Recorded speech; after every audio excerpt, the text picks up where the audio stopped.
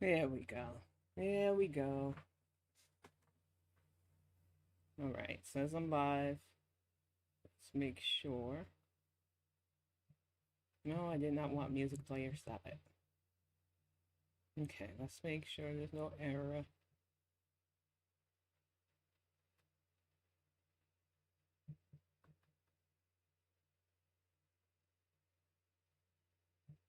All right, let me know if you guys can see me because YouTube Studio's being weird. And I want to make sure. There we go. I can see it now. Hey, Kitchen Zombie, it's good to see you. Pix, tragically, thank you for being here. And the gags. Let's see. Panda Pondu, Spooky Von Sweets, 31 frames. Let me tell you, if you are not feeling well, honey, get some rest. You can watch the replay. Amber R, it's good to see you as well. Library of the Missing was first in the chat. I don't know if you're still here because I got started at 12:45. I'm sure the chat will fill up with more people, but I'm going to get some things off my chest early on before we start reacting because I have a lot to say. The last few months in Gorl World has been interesting. Now, I'm not going to act like I've always been a member of Gorl World. When I started on YouTube, I pretty much started in the realm of 2010. I had a channel under my name where I put home movies and stuff. And then my kid took that over to watch his Super Mario Logan and stuff. So I was like, let me just create another channel. Because around 2015, 2016, I had a political group known as the CCC that talked about politics. We were trying to influence people to vote. We were talking about social issues. We did podcasts and stuff. And then it fell apart due to fuckery and shenanigans and stuff that I really don't want to get into because honestly, it's shitty. It's shitty when a member of your crew is a shit person. I'll leave it at that. So when that fell apart, hey Blondie, it's good to see you, hun. And hey Bip when that fell apart, I decided to take this channel, this stuff, move all the CCC stuff off of it except for the email and make it my own. So I started doing vlogs. I started uploading my Twitch Bonnet Chronicles to it. And honestly, I was sitting at 200, I think 70 subs back then, and I was happy with that. First of all, because I made Twitch affiliate years ago and I didn't really care. It's not my main source of income. So YouTube was always just a file sharing, and every once in a while when I wanted to get something off my chest type thing, especially since, like everybody during the pandemic, I started getting into a lot of tea. I follow a lot of art community people, a lot of artists, a lot of reactors who did artwork, speed drawings like Emily Artful, Omnia, her former partner who's problematic. I even used to follow a person named Peanut, and I'm sure you know that name. I thought that they were into tea. And I followed them on Twitch. I followed them on here. I defended them when they were having a back and forth with Tommy C briefly. And then I found out that she just wanted to get in Tommy and Nick Diorio and a few other people's good graces. So I distanced myself. It's not an airport. I just said, you know what? Not for me. They got their channel banned. They came back as the Angry Pistachio, linked up with some other creators. Some that yous might like. I'm not here to regulate who likes who. I normally just don't give a fuck unless you bring fuckery my way. And hey, Grateful Life, good to see you. But there's a creator that a lot of yous like, and I've heard his name thrown around several times. He's in a back and forth beef with Yaba, the Digital Underground, and her partner Sam, her wife Sam, actually. And this man has caused a lot of unnecessary beefs, a lot of unnecessary dramas. He has gone after black creators hard. I was warned that the more I pop off, the more chances he'll try to attack me. And I warned people back that bring it. I have lasted Twitter people trying to bring me down. When I popped off on Twitter, got to over 30K followers on Twitter, which even now isn't big to me, but it was big to some people. Hater ass bitches tried their best to get me the platform, reporting any tweet I made that seemed controversial, get me on timeout, sliding into DMs, how can we trip her up? Not realizing the people they were sending that shit to was coming right back to me. And then those people got mad because my attitude is if they can't say that shit to my face directly, why should I get mad? If you can't be brave enough to come at me correct because you don't like the fact that people like my opinions a little bit better than yours, and you think I'm supposed to elevate you with followers, which I didn't sign no contract saying anything like that, what the fuck was I supposed to do? Now my Twitter's locked down collecting digital dust. So I guess they got what they wanted via me. But let me tell you, I could see the parallels. And I wrote to both Sam and FFG last night because I'm fully transparent on it. That I am sick and tired of whatever's going on in this supposed Gorl World World War II, because I know there was one back in the day. I know that shit was messy. There were a lot of character actors in that too. I'm seeing way too many people in my comments section vilifying these bigger channels because, oh, they don't help out little creators. They got burnt helping out little creators back in the day. They don't want to do it no more. And if you can't stand on your own in these commentary streets, then why are you in it? Another thing I'm seeing is people not revealing the full context of what's going on with Yaba and her striking certain channels. These channels have been plotting for months now. They did a donation thing on her behalf that she didn't ask for. And then allegedly, because I don't know all the details, so I will say allegedly, because they like litigation in that group, the your hater ass bitches. Money was kept, money was misappropriated, all this other bullshit. I don't coin watch, but I think it's fucked up to do a charity on somebody's behalf when they didn't want it. And that person is also problematic. I followed them for a hot second until I found out through another good clip channel who edited all of their little racist things, including trying to use their grandson as a shield, how they truly feel about people like me who are melanated. I'm over it. I'm over acting like your faves aren't problematic to people like me. And I don't fuck with them, so I don't normally talk about them. But now all these younger reaction channels who want to pop off, who want to grow themselves, who want to ingratiate themselves with these messy ass bitches, look away because they see where Yaba is. They see where FFG is because they've been attacking her too. And they're like, how can we take them down? How can we be where they are? And they don't understand that these people form communities. When I first started to watch FFG, it was back in the days of 2021. And I lurked because first, Dennis, Def Noodles, who I don't watch anymore, covered Foodie Beauty's B&E. And there was a lot of vitriol in his comments about Chantel. And I wanted to be nosy and find out what was going on. And then I watched a Repsion or Repzilla. I get those two mixed up. I don't give a fuck. They had a video using the Sam's Bar Lounge thing, which wasn't Chantel. And I didn't even realize it wasn't Chantel, but I was starting to feel sympathy for her because I thought she was a fellow DV survivor. But when I put Chantel's name into the YouTube and started doing search, FFG's channel came up. And I just lurked and I watched what I could, didn't leave comments. I didn't really start getting into it until Bloop. When that went down, I was just like, But I still stay silent and watch the community, and I seen the same names over and over. Some might have fell off, but it was the same people. I realized she wasn't just cultivating the audience. She was cultivating a community. And welcome, House of Hannibal. It's good to see you, dear. So the thing is, when you see somebody that's big, that has regulars, people that they know and like and interact with, you start to feel a little bit more comfortable because I'm a social introvert. I'm also a sociopath, so I don't just jump into stuff. In fact, I didn't even know who Yaba was until Chantel did that stupid shit last year with calling out her deceased former partner and saying she was a bad mother. And I was like, if Chantel don't like her, then I need to see what she's about. And I know these women aren't for everybody, but if you don't like them, don't like them. Why is it got to be that a beef between them and other creators have to involve you? I can't police other reaction channels for getting themselves involved, but you need to tell the whole story and not make it, oh, Yaba's just striking innocent channels. How dare she abuse the copyright system? These people plant. They plotted, they used their audience to do strikes, they championed the shit on, and you look away from that. It's okay because it wasn't them directly. They just used their audience like minions. I'm not okay with that. I will never use my chat to do anything to anybody because that's childish. Most of us should be older enough to know better. I am almost fucking 50. I'm 3 years away from 50, honestly. I'm not trying to play these high school fucking games. But if we're going to act like, oh, Yaba's side is just the petty side, ignore the other side, has been taking pot shots for a while, and then when they plotted and struck her channel, got her a 7-day ban, now all of a sudden, how dare she? She's a bigger creator. She should just take the L. You know, I'm over this.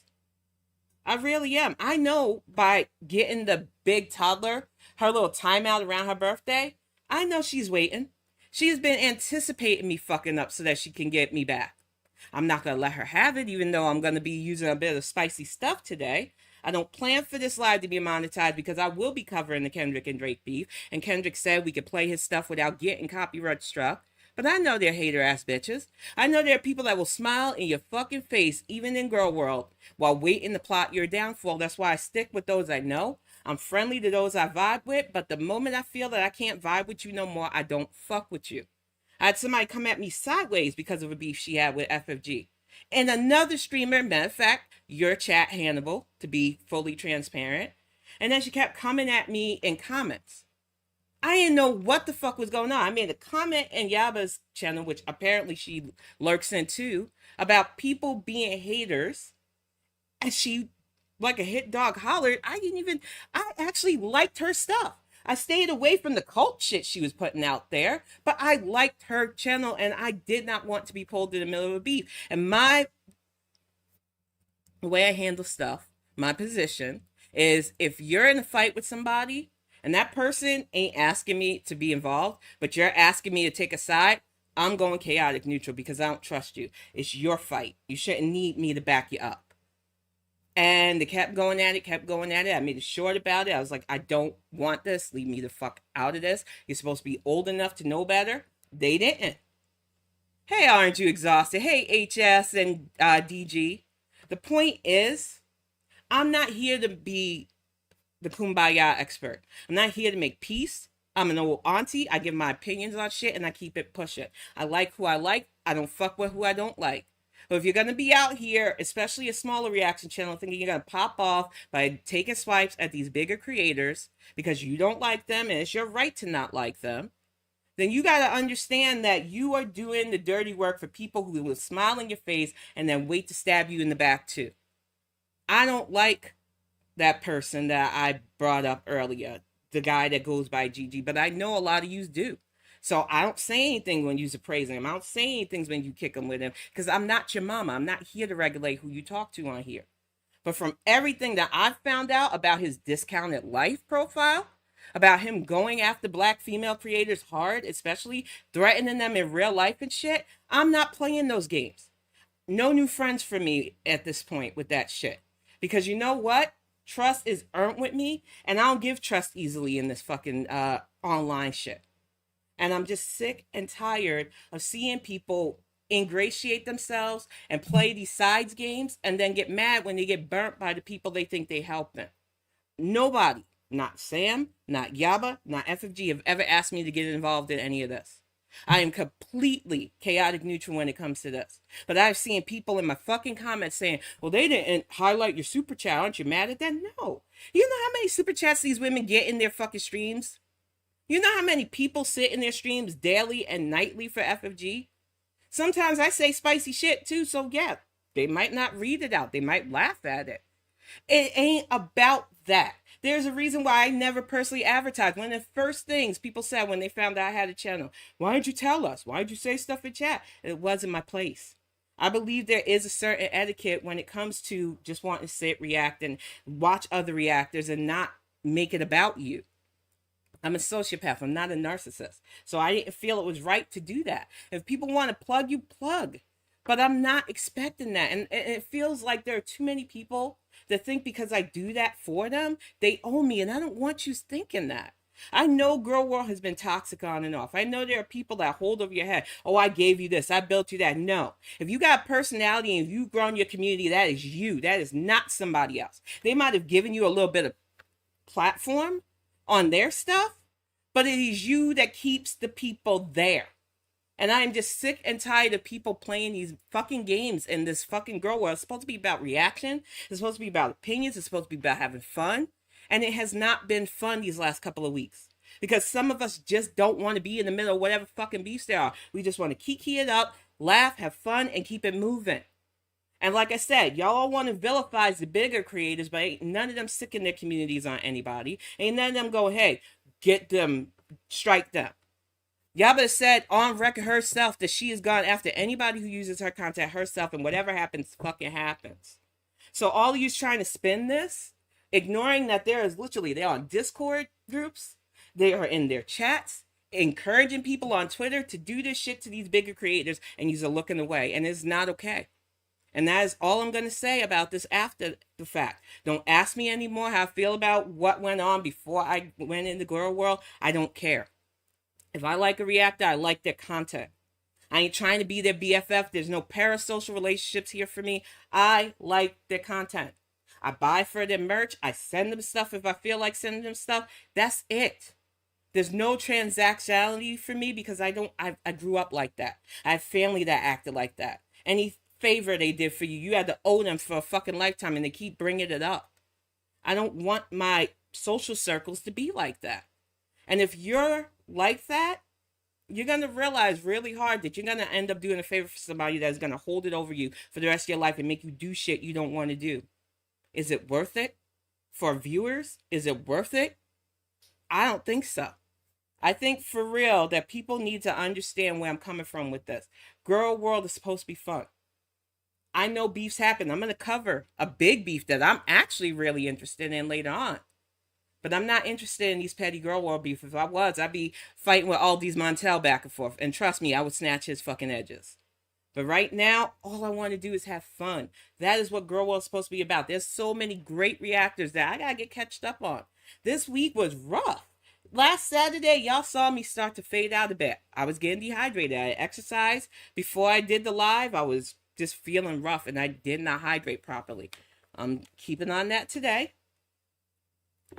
I had 2 doctor's visits, one on Monday, one on Tuesday. Saw my specialist. I'm down 9 pounds again, making my total weight loss down since last December, 39 pounds. I am getting it. I worked on my garden. I had to go to Tawas to get some stuff for our garden. We are just doing so much this week and trying to get our next novel finished. So I didn't have time to really deep wade into the Gorl World shit. But I watched things. I saw things. I saw creators I like just making it seem like Yaba had no right to say anything about the strike that she got and had no right to retaliate about people who would trying for months to get her channel down. And you can choose your side. I've already personally chose the side that I want. Chaotic neutrality. I'm going to enjoy who I fucking enjoy. And I'm not going to play these fucking kiddie games. But if you're going to try to accuse one side of being petty in this without putting all the facts out there, I don't trust you no more. I might like some of the shit you put out there, but I don't trust you no more. I really don't like when commentary goes to, well, we're going to vilify this one side and not take the position of the other side. You got to either learn to be unbiased in doing it or realize that when the side that you're backing shows and has shown their true colors, you're going to look like a fool. But that's all I'm going to say on that. I want to get things rolling with Choice. They did an amazing art piece. And then we are going to deep dive into the Kendrick Lamar versus Drake stuff. I also got some stuff from 31 Frames because I don't want to see Scatman. So I'm just going to go over what I wanted to go over from Foodie Beauty. I'm glad that she's trying to exercise. This is nice. I'm going to be about that shit. But I ain't got nothing nice to say, so I was raised to just not say anything negative at all. Y'all know how I feel about her. You know how I can't stand her, so I'm not going to pretend like I'm going to pat her on the ass for one video. And when I start swimming, I ain't taping that shit. I'm going to be really exercising. There's no need to set up a fucking camera for that. I do it on the bike because I can literally talk on the bike while I'm pedaling. But when I get my pool up and I'm swimming and stuff, it's not content to me. Exercise really doesn't feel like content to me. I'm glad some people watch the fit bongs, but I don't want all of the stuff I do to be taped. When we went on that river trail walk on I believe it was Tuesday, maybe it was Monday. I gotta look at the community posts I showed showing my full body, idiots, because a lot of people are like, oh, they never show themselves. I showed the 39 pounds I lost, bitches. But when we did that Riverwalk trail, my husband and I, we just got to get out. We got to talk. It was good.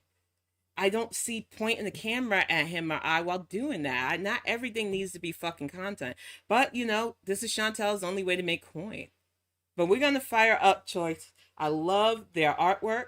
I love that they can just make fun. So we are going to get this fired up and just have some fun before we Hey get to the more guys, so heavy this stuff. is kind of, sort of, not really a request. And yes, I have seen all of your requests. It's just, there's so many. But I shall do them.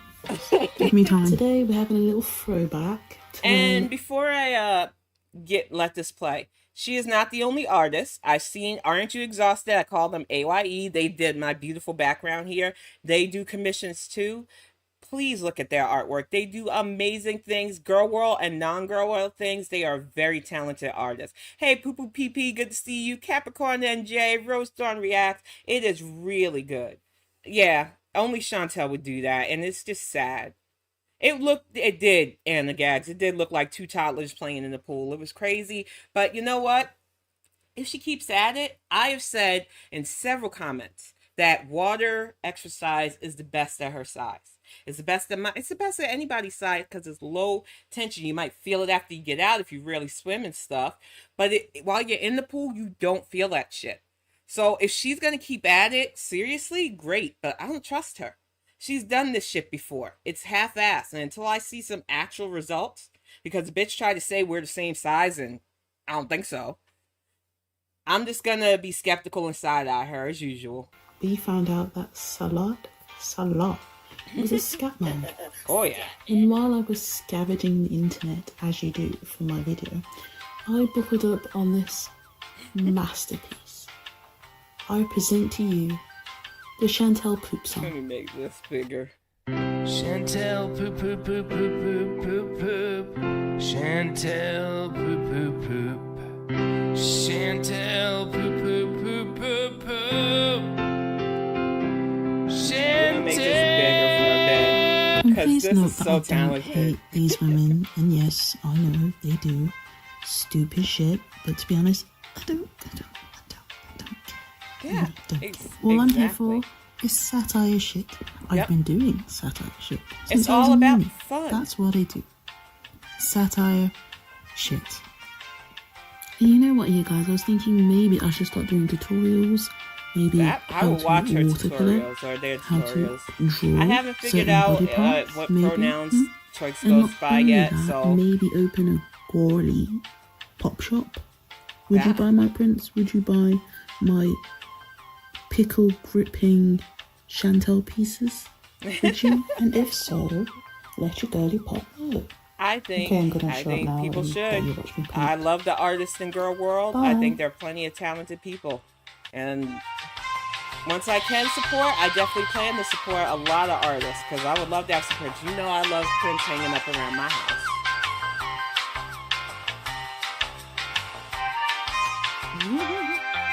I just love the detail.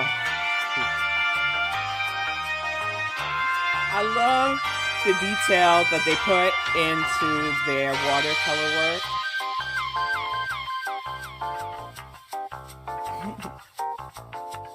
And got that pickle in her hand with the stain. Oh, Lord.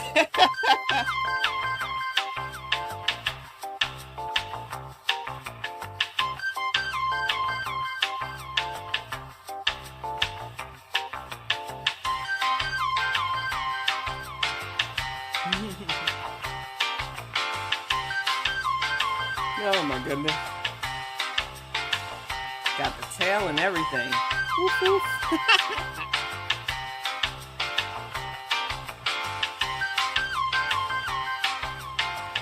And that's sad. You gotta pre-wash. That's oof. Exactly. Stay as safe as, and I promise you that if I don't know, I'm probably gonna use Stay just to be on the safe side. Hey Brioche, you didn't miss too much. I just spoke on the Gorl World shit. I'm now getting some fun reacts, and then I'm gonna get to the Kendrick and Drake stuff. Exactly, DG. This is why I love how talented Choice is. But she's not the only one. Like I said, AYE, who's been in my chat, who did this lovely background. Aren't You Exhausted is an amazing artist as well.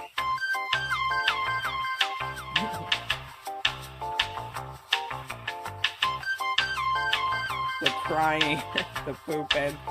Oh my gosh.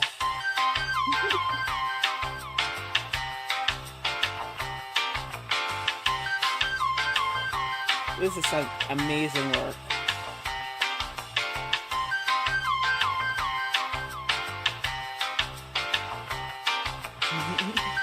Definitely subscribe. Choice is amazing. They are one of my favorite artists to highlight on there, and I will be highlighting more artists in Gorl World and beyond. Because like I said, I started out commenting and watching the art community.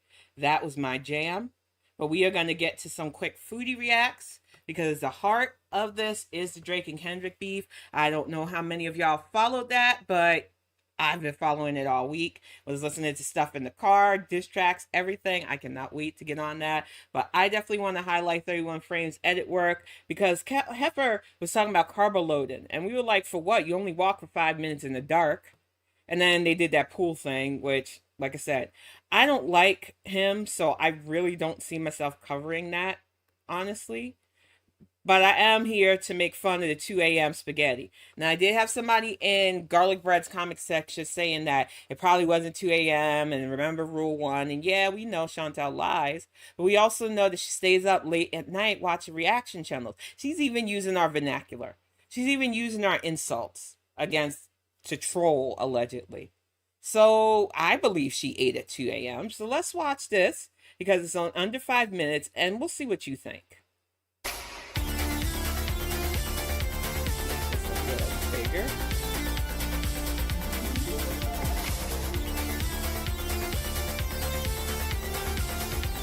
And definitely like and subscribe these creators. They work so hard on their work. And you have the right to remain silent. Exercise the right. Now's not the time. Wow. Well, hello guys, assalamu. Welcome back to another video. We have a wonderful spaghetti dinner here with homemade meatballs I made.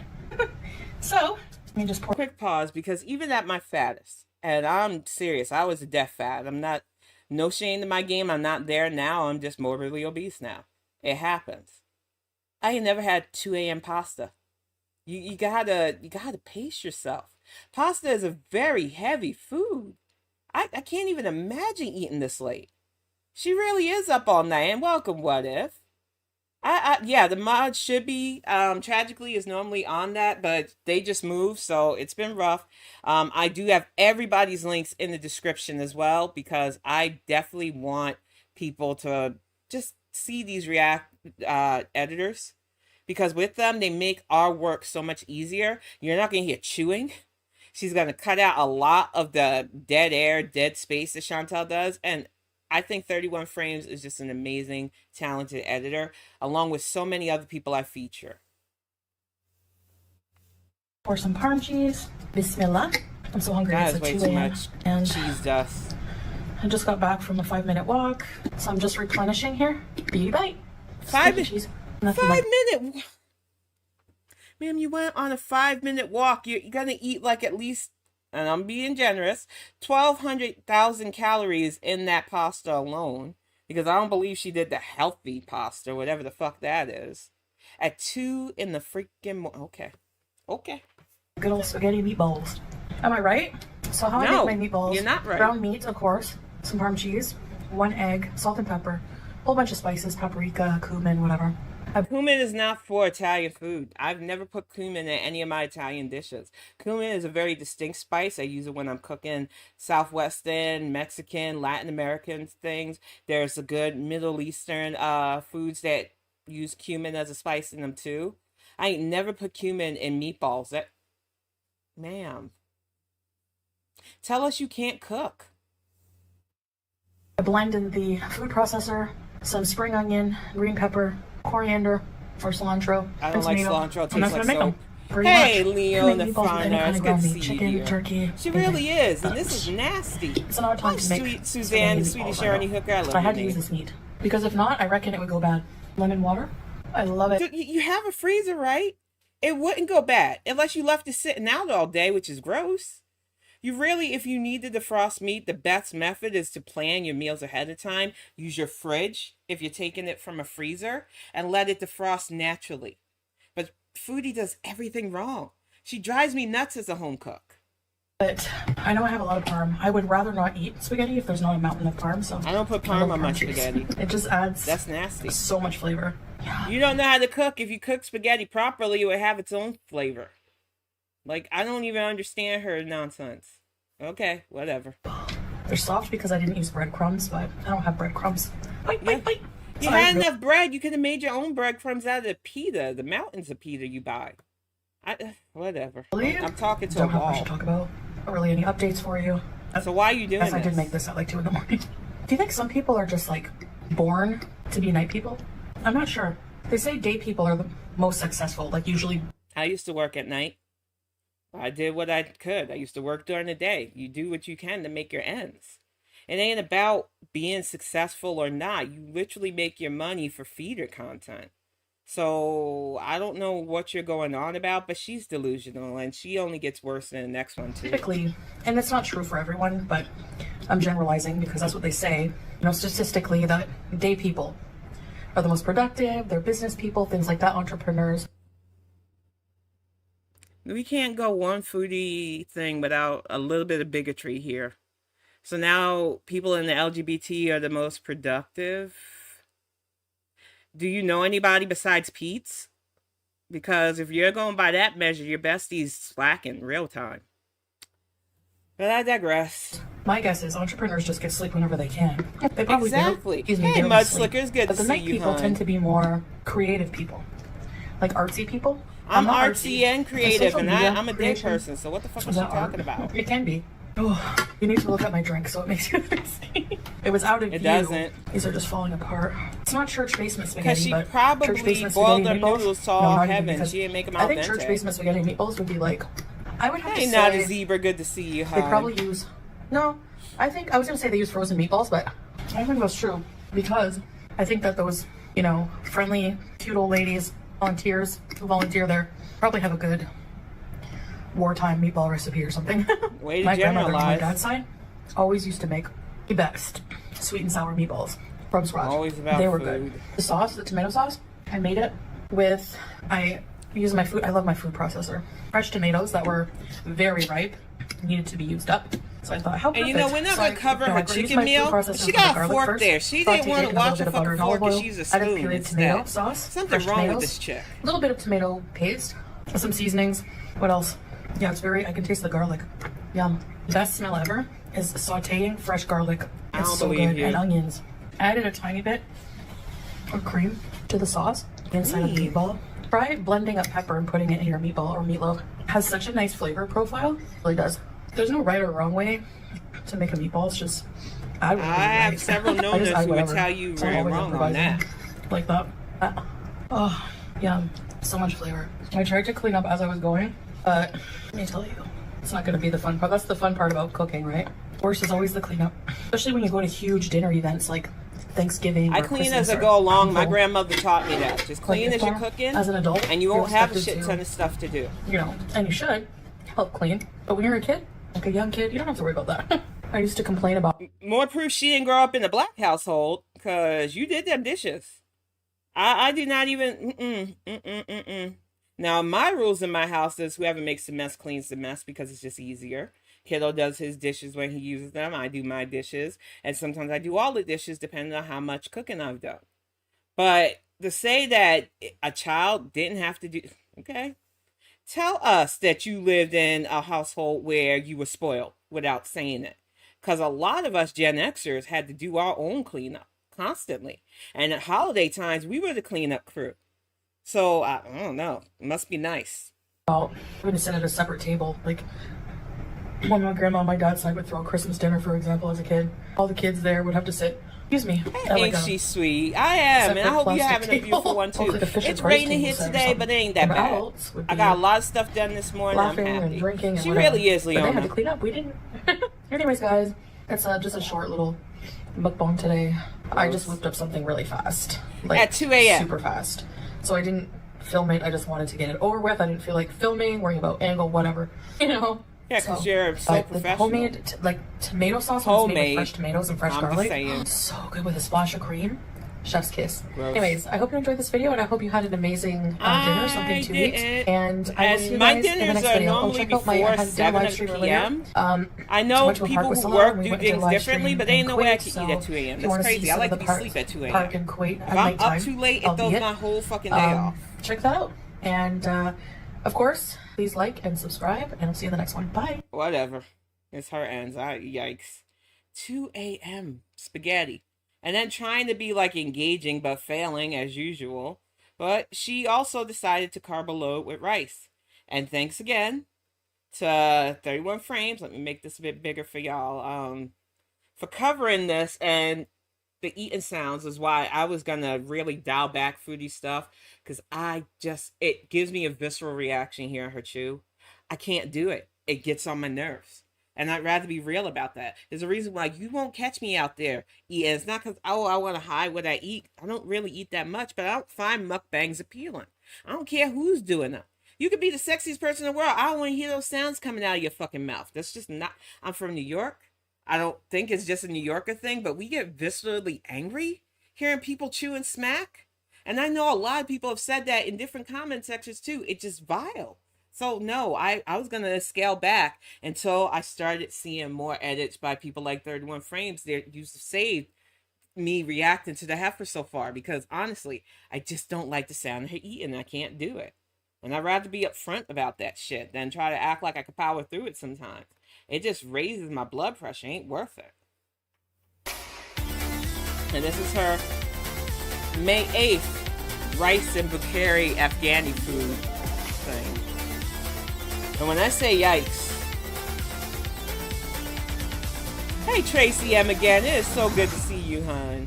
Good to see you too, Golden Gate. Welcome to the live. You have the right to remain silent. Exercise a Okay, she's opening with that. I was right. like, Now's not the time. All right, I think I have it set up properly. Hi guys, welcome. I have today something very special. Takeout? Food. Why are you doing takeout? You're able to cook at 2 a.m. Why is it takeout? This don't make no sense. You showed us that junk food grocery haul. Why are you buying takeout again?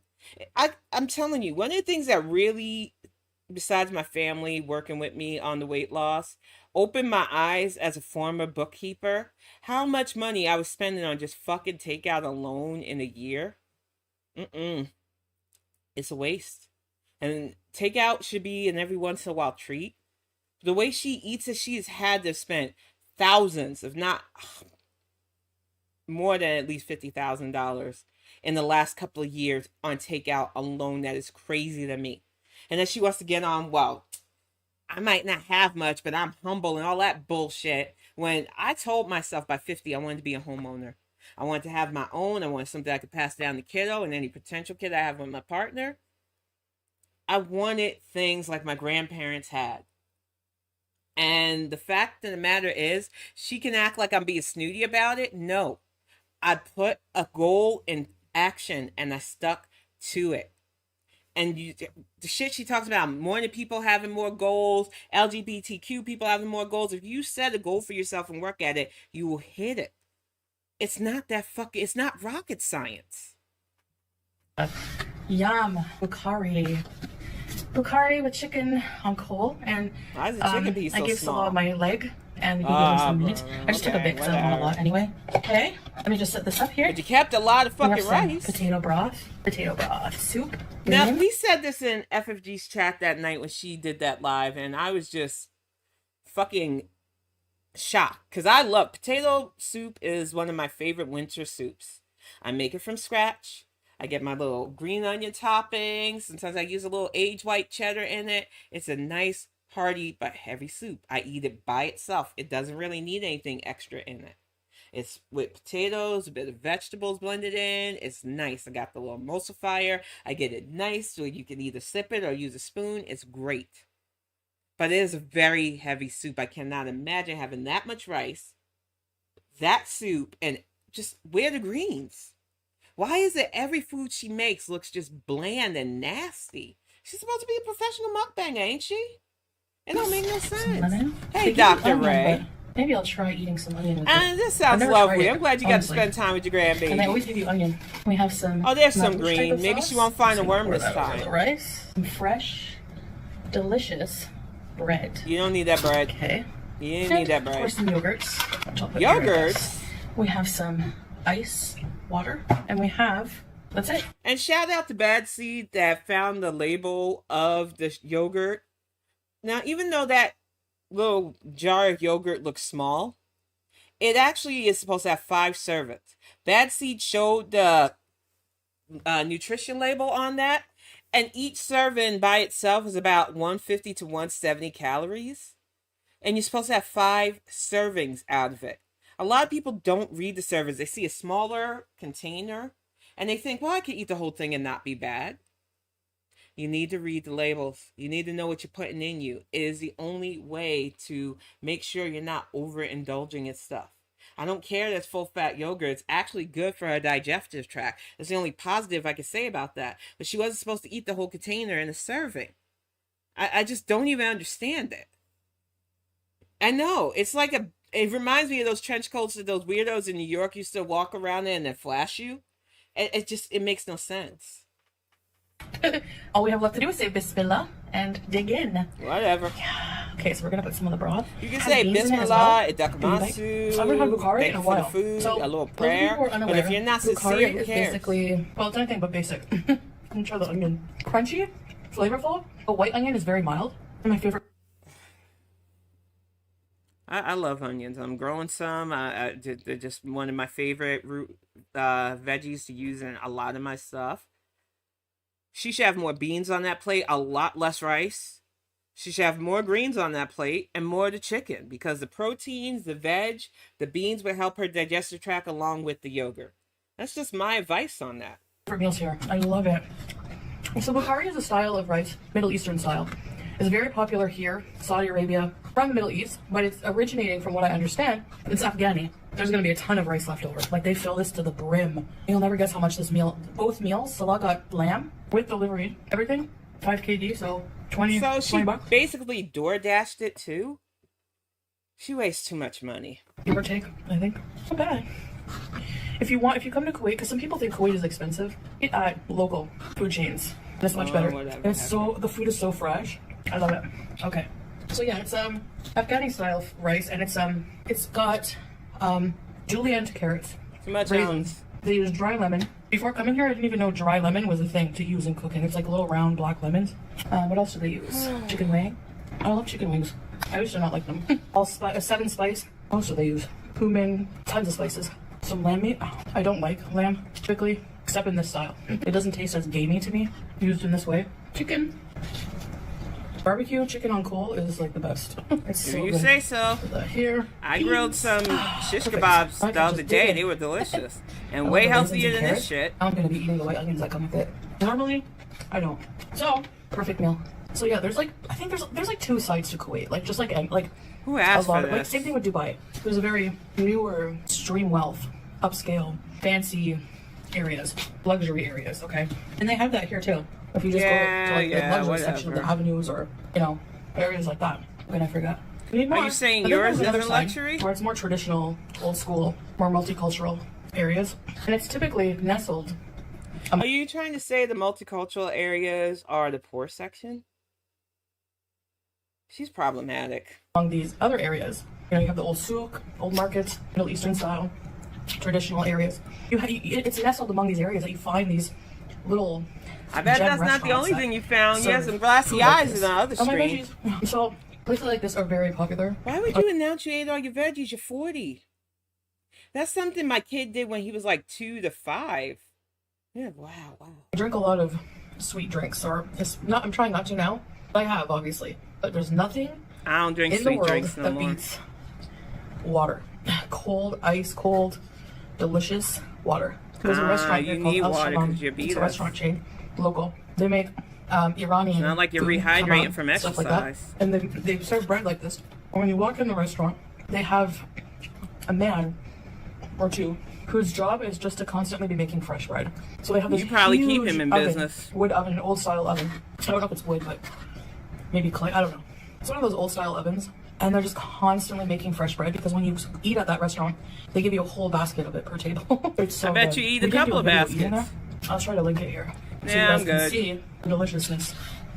and what kind of restaurant.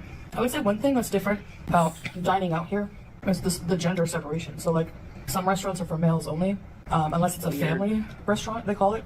In which case, if you're with a woman or family, they have partitions or little rooms for families. It's really cool. You might think, oh my god, I would never want to be. You know, some people I've seen say that. I wouldn't want to be hidden away. But then like, when you go to a restaurant, like I do this at least, I look for like the most private table to be. Because you're ashamed of the way you eat, the amount you eat, and you're ashamed of yourself. When my husband and I, and we take kiddo, we've gone with his parents to restaurants, we sit at a nice open table because we're eating, we're talking, we're having fun. I do not understand the point of going to a restaurant and hiding myself, but then again, I'm not you. Be away from people, you know? Oh, I love it. But to each their own, you know? Everyone is the same. Imagine we were all the same. Just think about that. What a boring world. No thanks. Ma'am, nobody wants to be like you. I know you think they do, undiagnosed narcissists, but I wouldn't want anybody to be like me either. I wouldn't want them to go through the traumas I went through. I wouldn't want them to go through anything. But I would like them to see the goals like I'm seeing. I would like them to have success like I'm seeing. That's all. Not everybody wants to be like everybody else, but to assume that it would be boring when you haven't even tried to be anything other than silly putty for whatever partner you adhere yourself to. Ma'am, have some seats. Oh no, you already reckon that seat. That's why God created us all different. Like think about it. None of us have the same DNA. Unless you're a twin, but none. You're literally unique in how you're made up. I know it make you laugh and think, oh my god, you do know I've been studying basic biology for the newest story I've been working on, and that when you have a kid, they have both you and your partner's DNA. It does make them unique, but it makes them a part of you. So the fact that you are spouting stuff about religion, biology, with literally a probably 5th grade remedial studies knowledge of it, irks my soul. Please hush and eat your food.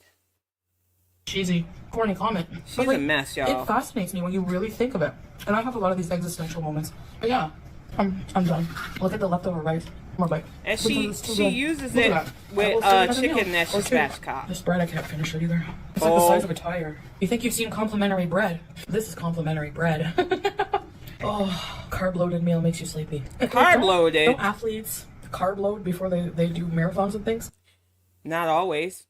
A lot of athletes refuse to carb load. They actually protein load, and they do a lot of physical activity so that they don't pass out from lack of nutrients. Something you will never, ever, ever understand. You have enough carbs in you to load a fucking spaceship. So you didn't need the carb load, and you're not an athlete, man. Well, because they don't have a lot of body fat to use as energy sources. Interesting thing, the human body. Anyway, that was a delicious meal. They really should study her body. Wow, this used to be my favorite. We used to get it all the time. I can't make rice like this. I've tried. I can make decent rice, but it never tastes like authentic Middle Eastern style rice. It just tastes like normal rice. So it's because there's so much there's so many spices and things that go into it. And yeah, I don't know. You can learn. Practice makes perfect, I guess. I don't know. We'll see. Anyway, I thank you guys so much for watching this video, and I like showing you guys different kinds of food. Basically, that's purpose of videos like this, and just have dinner with me and stuff. Anyways, guys, thanks for watching again. I really appreciate it, and I'll see you in the next one. Bye. And that help that you need. Please get the help that you need. And that was 31 frames, y'all, and that is all I'm going to be doing to Foodie this week because, like I said, she tries my patience. The stuff she says with confidence and just. When you listen to somebody who espouses ignorance, it just erodes your brain, and I don't want to spend too much time on her this week. I know she thinks it's all about her, but there's been way, way, way, way, way bigger news in our atmosphere. Even if you don't listen to hip-hop, I've been into hip-hop since I was a child. I started with just in the 80s in New York, you had Big Daddy Kane, you had Public Enemy, you had so many good rappers. Oh my God, what? Slick Rick. I love Children's Story. That was one of my favorites of hip. We had so many good artists. Then into the 90s and 2000s, I know there was that East versus West Coast stuff. I still love Pac. I still love Snoop. I love Biggie. I didn't participate in, oh, I can't like this rapper because I'm from the East Coast, or I can't like that rapper because they're from the West Coast. And that shit got stupid and it got violent, and it lost us two of our greats.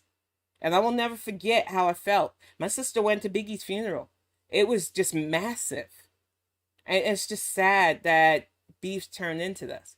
And I know some people think that the beef between Kendrick Lamar and Drake are going to be like that. I still think the shots that happened at his house in that break-in were people playing around. Kendrick ain't sending people his way. In fact, you're going to see as I go over the history of this how Kendrick was going to keep shit friendly. That first diss track that he did to respond to him and J. Cole was friendly. He also did the Euphoria, which still was chill, had a good vibe, said, let's keep it on the level. Drake came out with push-ups. He came out with that other shit accusing Kendrick of DVing his spouse and that saying that his kids ain't his. And Kendrick was like, okay, you want to go low? You want to bring my family into this? So we are going to have a little bit of fun with this opening clip to get you vibing with what I'm going to be talking about. But we are going to deep dive into the history of their back and forth. And I found two creators that can really break down how we in the culture feel about Drake. And full disclosure, if you're a Drake fan, this is not aimed at you. I've never vibed with his music. There was always something about him that rubbed me off. Even when I watched him on Degrassi, But if you like him, like him. I don't understand why it's got to be a war between those who don't like him and those who do. I've never vibed with him, and you're going to see a lot of why as we do this deep dive. But let me open up with this clip because it had me rolling, and there's going to be several palette cleansing comedy clips.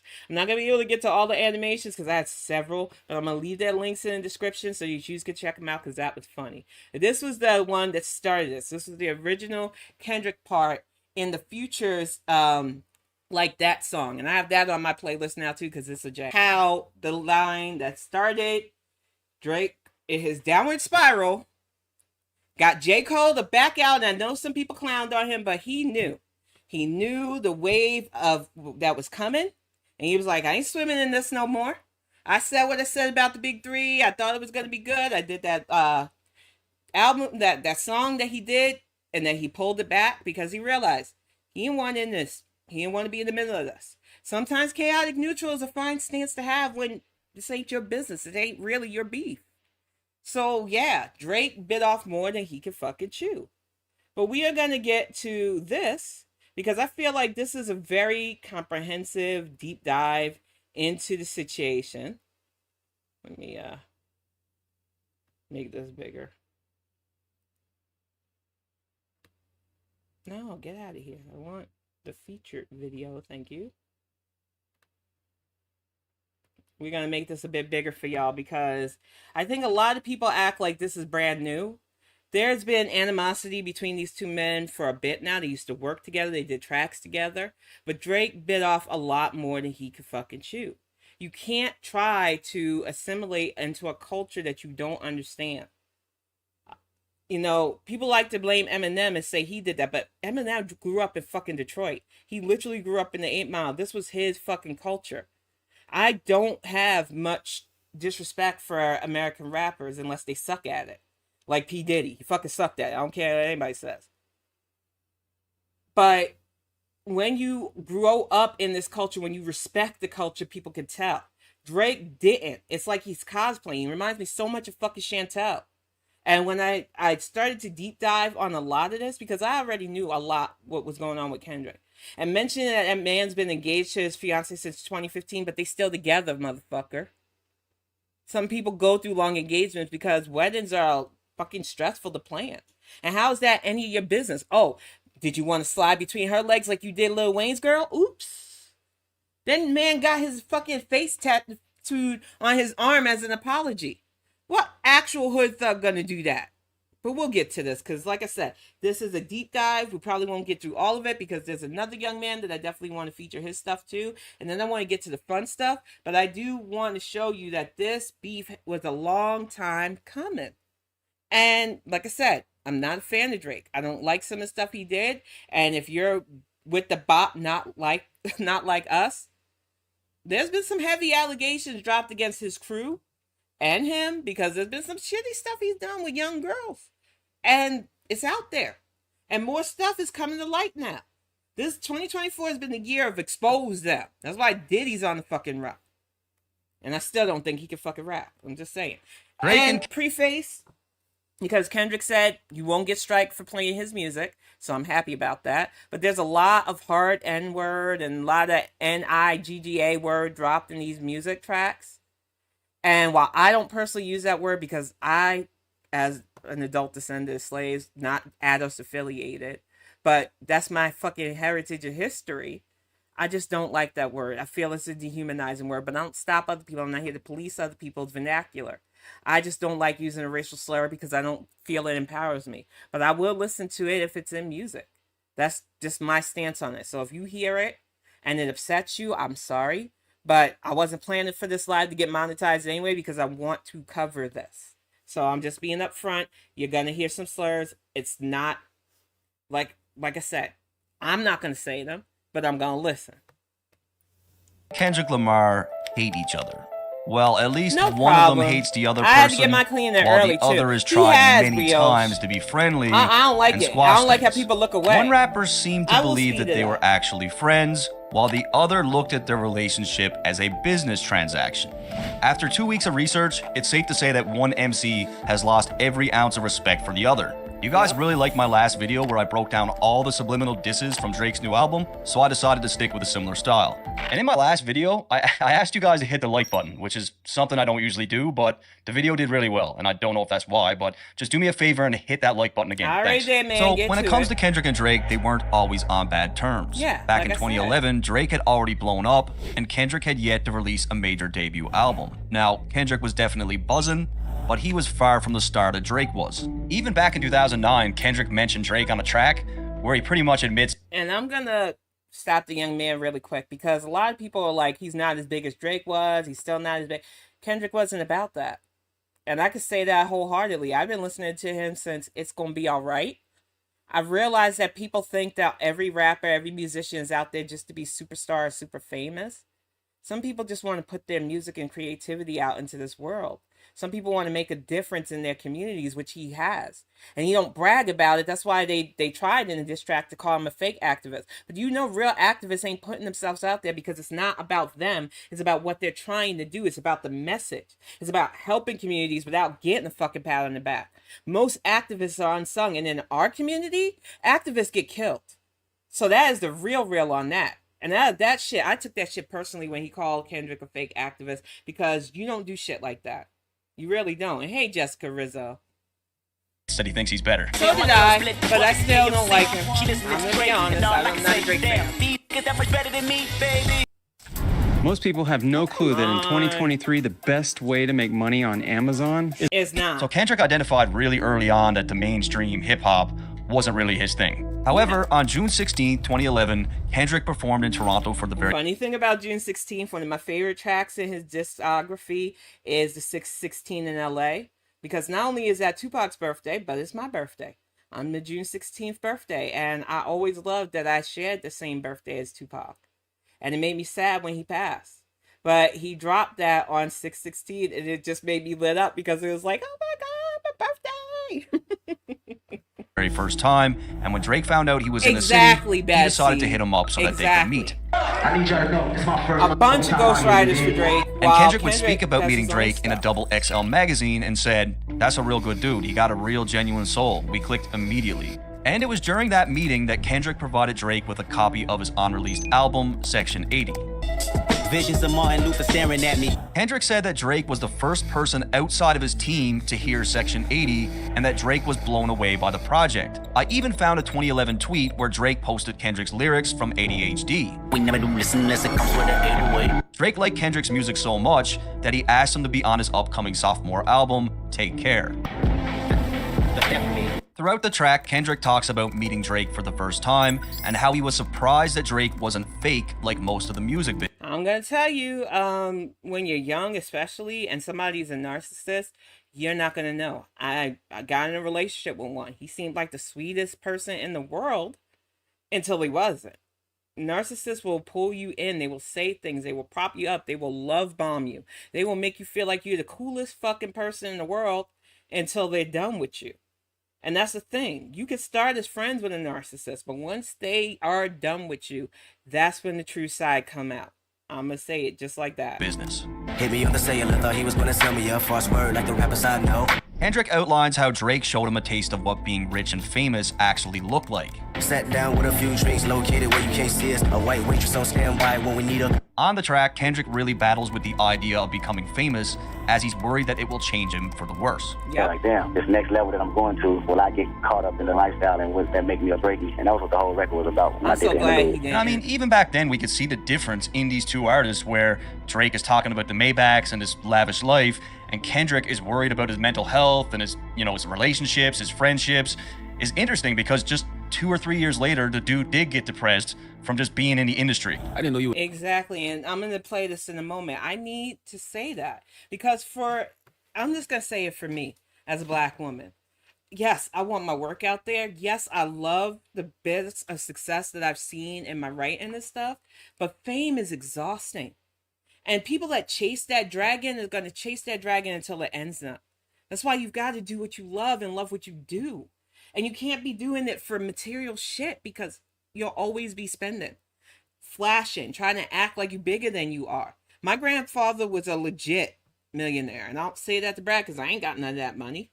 It's all being fought with by family members now. One of his greatest rules was, if you have it, don't flaunt it. A, the government's going to try to take it. B, it's yours. And the only way you're going to protect your ends is to not let everybody know you have those ends. The fact of the matter is, when I see people flaunting their wealth, it's insecurity to me, automatically. And as somebody who really wants to leave a legacy with my written work, with my webcomics and everything that I'm doing, I don't care if people know it's me. And I know that seems weird. I don't need my name to be up in a marquee. I just want people reading my shit. I want people watching it one day if it's ever brought to a big screen. I don't want fame. And I know that sounds crazy to people. And why you're on YouTube then? Because I like talking about shit. I like giving my opinions. Fame is fucking exhausting though. I've seen good people are chewed up and spit out by the music industry. I have a young lady that I love. I know tragically you remember her, Sydney A. Beautiful young lady, beautiful voice. But she is going through it trying to just break into the music scene. It's hard. And it will chew you up and spit you out. And like I make the analogy all the time. We traded a lot of industries for what our ancestors went through. And yeah, they pay you a fee in some of these industries and they give you advances, but they chain you and they take your work. And then years after you die, they make AI to come up and talk and sing your shit. Or they put it on fucking Applebee's restaurants. I'm just like, this is why I'm doing all my shit independent, because I can't. I want my intellectual properties to be respected. You were suffering from depression, the way you said you was on the album. Like, Yeah. Did the industry cause that? Not the industry, just the change. And Drake only continues to show Kendrick more love by taking him Love and A$AP Bonnet. Rocky on his Club Paradise tour. This is my brother A$AP Rocky. This is my brother Kendrick Lamar. I'm on this Club Paradise tour, matter of fact. My nigga Drake, TDE, high power in this, you know. And Drake has One more pause too, because we're gonna get. Hopefully, this young man really explains why A$AP Rocky really don't fuck with Drake anymore. You need to keep that man's name out your mouth. I don't care what you did with Rihanna. You cheated on her, had a secret son, and that's fucking fact. Adonis is a fucking fact. She didn't want to deal with you no more, and now you talking about the sex with her wasn't all that. Drake, you need to watch who you speaking on. You really do, because you were cool with A$AP Rocky. Now that he's a family man with your ex, and it wasn't even that long, so I'm saying ex in just figurative terms. You want to play games? Keep Rihanna's name out your mouth. I'll say that again. has always claimed to have fought with management to take these guys on tour because his label had other plans. You know, there's people I can put on here that the label wants me to put on here, but I fight for this one reason, man. Like, I fight to promote what I love. You know what I'm saying? I fight to promote the music that I truly love. He's a hero. Drake would mention this again in 2016 on his track 4 p.m. in Calabasas. When they told me take an R&B nigga on the road, and I told him no and drew for Kendrick and Rocky. However, Kendrick's superstardom quickly catches up with Drake, as a year later he dropped one of the best hip-hop albums of all time, Good Kid, Mad City. I used to be jealous of him if I know he was the one to follow. And Black Boy Fly is a bonus track, but to me, that's one of the most beautiful songs on that album. Absolutely amazing storytelling. And it was on that album where Drake returns the favor and gives Kendrick a feature on Poetic Justice. I really hope you play this, cause oh girl, you test my patience. And on the day that the album dropped, Drake even posted a tweet saying, Congratulations to Kendrick, incredible body of work, honored to be a part of it. However, even at this point, Kendrick and Drake couldn't be more different in terms of how they approach music and life in general. Really, money really don't. Because Kendrick's coming from a I'm learning that genuine now. place. You know, that's not really my my peace of mind, having money. I love Electra Chung's shoulders. You love it? Oh, good Lord. And I'll say this, the more money you have, especially with family, with some friends, with your community, the more people expect you to give it to them. And then get mad when you're like, hey, I can't stretch myself thin helping everybody here. Let me set this up. Well, no, you should just give me money. It's a fucking curse. And I keep warning people, it really is. And when you could see that and keep your head on right, what's wrong with that? The shoulders? I just love her shoulders. She's actually blushing as well. She's no doubt about it. They're just two different guys. Yep. Next, we get a bit of an inside look on how Kendrick actually sees Drake as a person when the legend himself, DMX, claims that he would love to beat Drake up. Man, I wish it was like maybe 7 years ago. DMX was the shit starter, though. I miss 10 years him. ago, Rest in where, peace, you know, catch brother. earlier to beat him up. And just a few days later, Kendrick was asked about his thoughts on DMX's rant, and DMX he was thought a it was real one. hilarious, saying that his entire tour bus nearly died of laughter. I wonder why these niggas in the front of the bus just cracking up, like hitting walls and shit, just crying. I'm like, what you niggas talking about? They mute, they stop laughing, right? I just hear X going off on the laptop, just spazzing. I'm like, what's going on? He's like, yeah, he's going in right now. Now remember, Drake is pretty sensitive, so if he did see that, he probably felt a way about it. So the two would work together for the very last time on one of 2013's biggest hits, A$AP Rocky's Problems. Girl, I know you want this. Girl, I'm Kendrick Lamar. Well, that was it. After that, you never see these two on a track together again. In 2013, things started to get a lot more competitive between the two, because at this point, Kendrick was not just an up-and-comer, he had become that guy. You're getting a lot of accolades from your peers and the hip-hop icons. Thank you. I love Kendrick Lamar. #1 on that list. Kendrick Lamar, what's up? The hip-hop savior, it seems like. Woo! And let's not forget, Drake is still Drake. He had a phenomenal year also. Shout out to Hamilton. Shout out to Toronto one time. Like, the best rap album goes. And they said take care. Oh my God. Given the success of both artists, the media and fans started to debate who was better, and Kendrick started off the year with a bang when he was awarded MTV's hottest MC in hip-hop. And we went through about 15 of them, narrowed it down to 10. The 10 became 5, the 5 became 2. And you, Kendrick Lamar, are the hottest MC in the game, according to the MTV brain. And most of Kendrick's hip-hop friends seemed to be happy for him. I heard you're not happy about that. Nah, I wasn't until I found out who's #1. They made my man #1, KDOT, Kendrick, so I'm straight with that. However, Drake was one person that certainly did not send any sort of congratulations to Kendrick. Of course not. What about your rap peers? Did they call? I know it's kind of competitive, so did they say congratulations? A rap peers? I think Cole. Okay. Yeah, that's about it. And I mean, at this point, Drake's at least got to be thinking, like, this guy's starting to become a problem. He's getting a little bit close now. And Kendrick's winning streak was just beginning, as 2 months later, he cleaned up at the 2013 BET Awards, winning the Best Male Hip-Hop Artist over Drake. I came up in that same county building, food stamps, welfare, Section 8. And this time, I did find a tweet from Drake where he congratulates Kendrick on the win. Congrats to Kendrick as well, nothing was the same. With all that said, things were about to change. August 12th, 2013 was a special moment for hip-hop. To this day, it still stands out as one of the most exciting things to happen in the last decade. On Big Sean's Control, Kendrick let everyone in hip-hop know just how competitive he was when it came to that #1 spot. No offense, but if you still think stocks, real estate, or crypto are the best passive income investments in today's economy, I'm usually homeboys with the same as I'm rhyming with, but this is hip-hop and niggas should know what time it is. And that goes for Jamaica, Big Crit Wale, Pusha T, Meek Mills, A$AP Rocky, Drake, Big Sean, Jay Electron, Tyler McMillan. I got love for you all, but I'm trying to murder you niggas. Trying to make sure your core fans never heard of you niggas. They don't want to hear not one more now, no verb from you niggas. And we could really, really use a moment like that right now in hip-hop. It's rain like it's Mayweather, good music, Mayweather, champagne just tastes better. And let's just give it up for Big Sean, because to me, he had one of his career best verses, but it just got overshadowed because of Kendrick's verse. I said fuck trying and not doing, cause not doing is something a nigga not doing. I grew up to end big and pop and got ruined. So until I got the same crib, big hat and that juicy vid, I can't stop moving. But when it came to Kendrick's verse, nobody that he mentioned had a problem with it. KDOT and them niggas, that's fam, yo. I think hip hop need this shit, man. I knew what it was for hip hop culture. I knew how important it was. He said my name, like he said a couple people's name, and he said he's the best rapper. I say I'm the best rapper every song I'm on. Yeah, but he wasn't coming at him in a disrespectful way. He's coming at him in a competitive way. So for me, it's one of the things, but I appreciate. I didn't take it necessarily as a diss. Hip hop is competitive, but I am a competitor. Wait, sorry. Nobody had a problem except for Drake. I just I don't know, it just wasn't real to me. It's like, I saw him after that, and it was just like love. So what do you know about real, though? Everybody else said it's a competition. He's calling us out. He wants to wake up the fire. He wants us to come at him, go back and forth. This motherfucker out here doesn't feel real. It's about love. What? Okay, whatever. it's like, was that real, or was that just like for the people? You know what I mean? I think it's a sparring. It was kind real. Of Yeah, but at the same time, it's like, then let it be real then, I mean, because those were harsh words, right? So it's like, you can't just say that and then. Those were harsh words. See, this is why you can't bring a Band-Aid to a thug fight, honey. You want it to be about that life.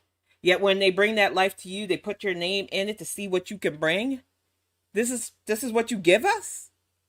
This is what you give us. It was harsh. Ouch. Man. And see me and be like, yeah, man, what's up? Pretending like nothing ever happened. Like, that's not real. And this right here is a perfectly good example of why people call Drake soft and emotional. You can't act this way and then sit back and wonder why people are labeling you as such. Like, this is why. You. And it's interesting because when Drake came into the game, he seemed to understand that competition came with the genre. It's a great thing, though, to be competitive with those guys because you're always pushing yourself. I mean, and look, Drake was not a rapper that you could just push around. He did go toe-to-toe with people before. Back in the day, a Toronto rapper by the name of Aristo seriously tried to end Drake's career, and it didn't end well for this guy. It's the room of resolution, I'm finishing it in here. If I copy Buddy's flow, you mimicking his career. It was good riddance, it was lights out, it was on body, and that's what it was, man. And that's why good riddance. And what happened? Yeah, it was good riddance written by other people, though. This didn't come from your brain to the paper. But I will say he can flow. I will not deny that Drake can sing. I won't deny that Drake can act. I don't fuck with his music and stuff because he creeps me out. Hey, honey. But honestly, when you bragging about stuff like that, did you get your lunch? Okay. When you're bragging about stuff like that, at least have the courtesy of realizing that you are going against somebody who probably did write his own stuff, probably did come at you as hard as he could. He might have failed, but at least give the man some respect for trying. Drake only likes beefs when he's winning. We're gonna see that. Good riddance, right? Bye. I remember when this dropped because it was all over the hip-hop blogs in Canada. And yeah, we did have hip-hop blogs in Canada in 2009. They did exist. With all that said, Drake dropped Nothing Was the Same, and we get to hear the first subliminal shot for Kendrick. On the track titled The Language, Drake immediately starts out with a shot. I don't know why they been lying, but your shit is not that inspiring. So when Kendrick's Control verse dropped, I beg to differ. Kendrick's music is very inspiring. Just saying. Stated on multiple occasions that he did not find the verse impressive, that he thought it was for shock value, and that it would soon be forgotten. But it was real cool for like, a couple weeks. But like, if I ask you, for example, like, how does that verse start? One of Drake's more notable claims was that Kendrick had a great first album, but he questioned whether or not he could do it again. And as far as Kendrick goes, like, I can't wait to see what he does because now it's time to show improve. And not only does he write consistently good music, but he slayed the Black Panther first movie soundtrack. Drake claimed that he was all about putting out memorable bodies of work as opposed to creating moments. When it comes to competition, I'm more worried about consistency. I'm more worried about body. You're more worried about making money. Moments matter. He was on the biggest soundtrack, the blackest soundtrack. The whole reason why I didn't quit on the motherfucking MCU in the first place soundtrack. Where was Drake, though? Crickets. Piece of work. However, Drake continues to send some more shots. Any nigga that's talking that shit just to get a reaction. Again, Drake refers to Kendrick as someone that wrote the Control verse to get attention. I am the kid with the motor mouth. I ain't the one you should worry about. A motor mouth is defined as a person who talks quickly and continuously, often without considering what they're saying. In this case, someone that raps fast. Is clearly about Kendrick. Talking that shit with your back to me, just know it always get back to me. So outside of the DMX comment, there were some other interviews where Kendrick had laughed at Drake's expense. I heard about you touring with Drake. He's laughing. I was Who like, that's cares? dope, that's dope. But I was like, well, I hope he doesn't hang with Drake too hard because Drake isn't exactly doing what we thought he would, what many of nerdy backpackers like myself thought he might be doing a few years ago. Right. And honestly, man, at this point, I would not be one bit surprised if Kendrick said something behind Drake's back and it got back to him. Like, I wouldn't be surprised at all. At the 2013 If BET he ain't Hip saying Hop to his Awards, face, why does he care? This is what I mean. This is like the petty Gorlworld bullshit. If people are gonna talk shit behind my back, let them. Hey, Joanna Freedom, it's good to see you, honey. If they can't bring it to me, I don't give a fuck about it. That's just how I've always rolled. If you aren't brave enough to bring that shit directly to my face, who cares what you kiki about behind my back? Bitches be bitches. I'm just saying. Kendrick decided to throw some gas on the fire. He went into the awards with the most nominations at 14, and Drake was a very close second with 13. However, Kendrick would be the man to come out on top, winning Lyricist of the Year, MVP of the Year, Album of the Year, and Feature of the Year. Drake also came out with a handful of awards for Best Hip Hop Video, Track of the Year, and People's Champ. However, it would be Kendrick again that stole the show. Yeah, and nothing been the same since they dropped Control and tucked the sensitive rapper back in his pajama clothes. Ha ha, jokes on you, ha. I'm bulletproof, your shots will never penetrate. Pin a tail on a donkey, boy, you benefit. So, pretty self-explanatory, Kendrick uses Drake's album title Nothing Was the Same to call him out for being sensitive regarding the Control verse. And this whole thing got a lot of people excited, and just the very next day, Sway asked Kendrick if the bars were meant for Drake. Was people want to know, was that directed towards Drake or anybody in particular? That was just us having fun as usual. Yeah. But Drake did not seem to think so, and just a few weeks later, he came with some more subliminal shots on a future track titled Shit. And that's the name of the song, Shit. But I always liked this record. And see, the crazy thing is, he collabed with Future, who don't fuck with him no more. He collabed with A$AP Rocky, who don't fuck with him no more. Kendrick, who don't fuck with him no more. Rick Ross. Because you can only take so much of a taker. You can only take so much of a faker before you're like, this ain't my vibe, man. And now all these people talking about, oh, they backstabbed him. No, they seen the real him and they don't fuck with him no more. It really is that simple. iPhone 15 in a mouse case. 3, 2, 1. These commercials are... Took niggas out the hood like I'm from there. So you know it's all good when I come there. I hear you talk about your city like you run there. Then I'm from a tour to your city. You my son there, nigga. And to me, this is one of the best subliminal shots of the whole saga. Like, Drake sounds like Jay-Z here. It's a very Hove-like thing to say where... He copies everybody's fucking style. It, like I said, slow. That was a bounce. You see me bouncing to it. But I did not feel the heart in his fucking words. He can make a earworm. He can make a bop. There are plenty of people that listen to his R&B and everything else. His problem and my problem with Drake, and what we're going to see in this feud as we go on, is that he tried to adopt a style that wasn't his. You can't do that in hip-hop because fakers fold, man. They fold. That's just the truth of He's it. just completely sunning Kendrick. So it's been known that Kendrick puts on heavy for the West Coast, claiming that he's the king. But Drake refers to him as his son because Kendrick went on his first big tour with Drake, and of course... You don't refer to a man as your son because you went on tour with him. That's just so fucking disrespectful. You know how many R&B, well, not even R&B, hip-hop people have collabed over and over again? You don't son somebody that you respected. That was straight up disrespect. Of course, they had some shows in California. At the time, even Kendrick admitted that he was not used to these large crowds. The transition of me doing the 2,000 venues I've been doing back then is a little sketchy for me doing this 10,000. I gotta really work with magic. I even found a Kendrick tweet from 2012 when he was on tour with Drake, where he says, "Finally home, LA, Club Paradise, let's see what happens tonight." And if a nigga say my name, he the hot shit. But if I say that nigga name instead of hot shit, So this one clearly a reference to Kendrick's Control verse. A lot of MCs responded to Kendrick with a verse of their own. Yeah, Drake is which is a basically normal claiming beat. that given the fact that he's a bigger artist, if he says Kendrick's name, he's just doing him a favor. And you see, this is where Drake's ego gets out of fucking control. Like, motherfucker, he challenged you. He threw the beef gauntlet down. That's all you had to do was respond. And yet you brought your ego in this like, I want to help you out. It wasn't about that. Just keep it to the fucking beef. It ain't rocket science.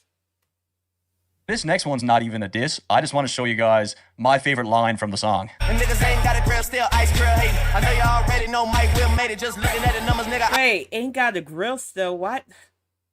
Now, I'm going to be a little controversial because I remember grills. One of my cousins had it, and I hated that shit. He actually went to church with it once, and the fucking light was reflecting on. I got fucked up teeth, so I don't hide that shit. But I never liked grills and never understood them. It always seemed like flashy bullshit. And for Drake to literally put in his beef track that you ain't got grills yet, like I said, the fake shows itself in these lyrics. Some people don't really pay attention to lyrics. I like lyrics. I'm a wordsmith. So when I hear and see shit that ain't sound right, my brain goes, record skip. You ain't got grills. Okay. I feel amazing. I'll call Michael Jordan up and Mike will make it. I'm the young rat. You know, he just signed a deal with Jordan. Mike Will made the beat. Shit's fire. Come on. However, just a few days later, an issue of Vibe magazine was released, and Drake talks about Kendrick again, stating how he didn't like how the control verse messed with the rollout of his album. Where it became an issue is that I was rolling out an album while that verse was still bubbling, so my album rollout became about this thing. Drake then continues to position... But it didn't have to be. You could have just kept it pushing and promoting your shit. But now you've literally told the whole world that his control verse affected you. This is what we say in a fight. You can't let people affect you. Foodie lost to me because she let my shit affect her. So did all these Montel. I still react to Foodie, but she don't press me and I don't get pressed by her. Fact of the matter is, when you press somebody, they show you. And Drake was clearly pressed by this. So pressed that he literally whined that, oh, my whole album release was affected by this. Man, that's a bitch-ass move. It really is. Himself as someone that is above anything that Kendrick has to say. I love He's that hungry, line so he's with, going to do what he has Joanna. to do, like the BET cipher, but again, it's not enough for me to go. I have to realize I'm being baited, and I'm not going to fall.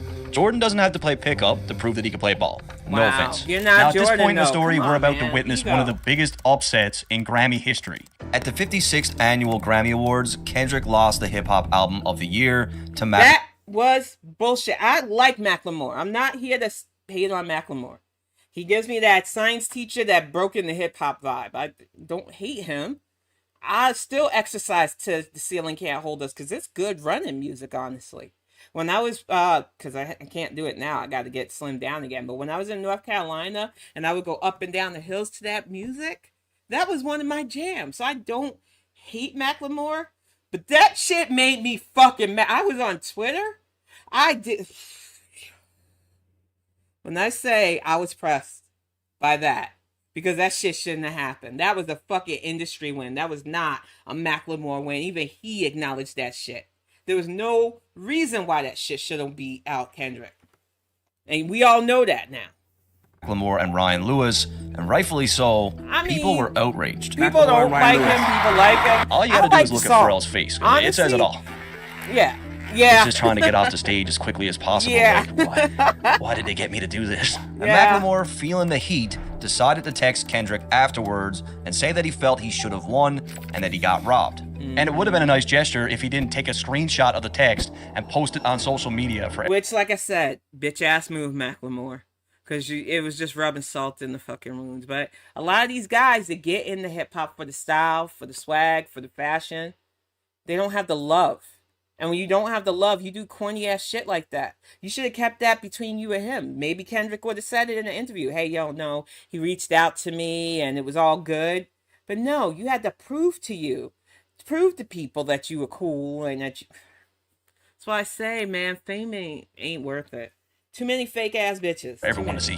And just a month later, Drake gave his 2 cents in a Rolling Stone interview. Who asked you? Won. you? Why are you posting your text message? Just chill. Take your W, and if you feel like you didn't deserve it, go get better, make better music. It Mind felt your cheap, business, Drake. didn't feel genuine. Why do that? Why feel guilt? You think those guys would pay homage to you if they won? They didn't need to pay homage, though. Why did you even do this interview? This is why people started to sideways look at you. I started to sideways look at you because your proclivity to younger girls. Because that, like I said, I take that shit personally. I don't like that shit. But the fact that you decided to weigh in on this, mind your business, Drake. This ain't your beef. This had nothing to do with you. To name just Kendrick, that shit made me feel funny.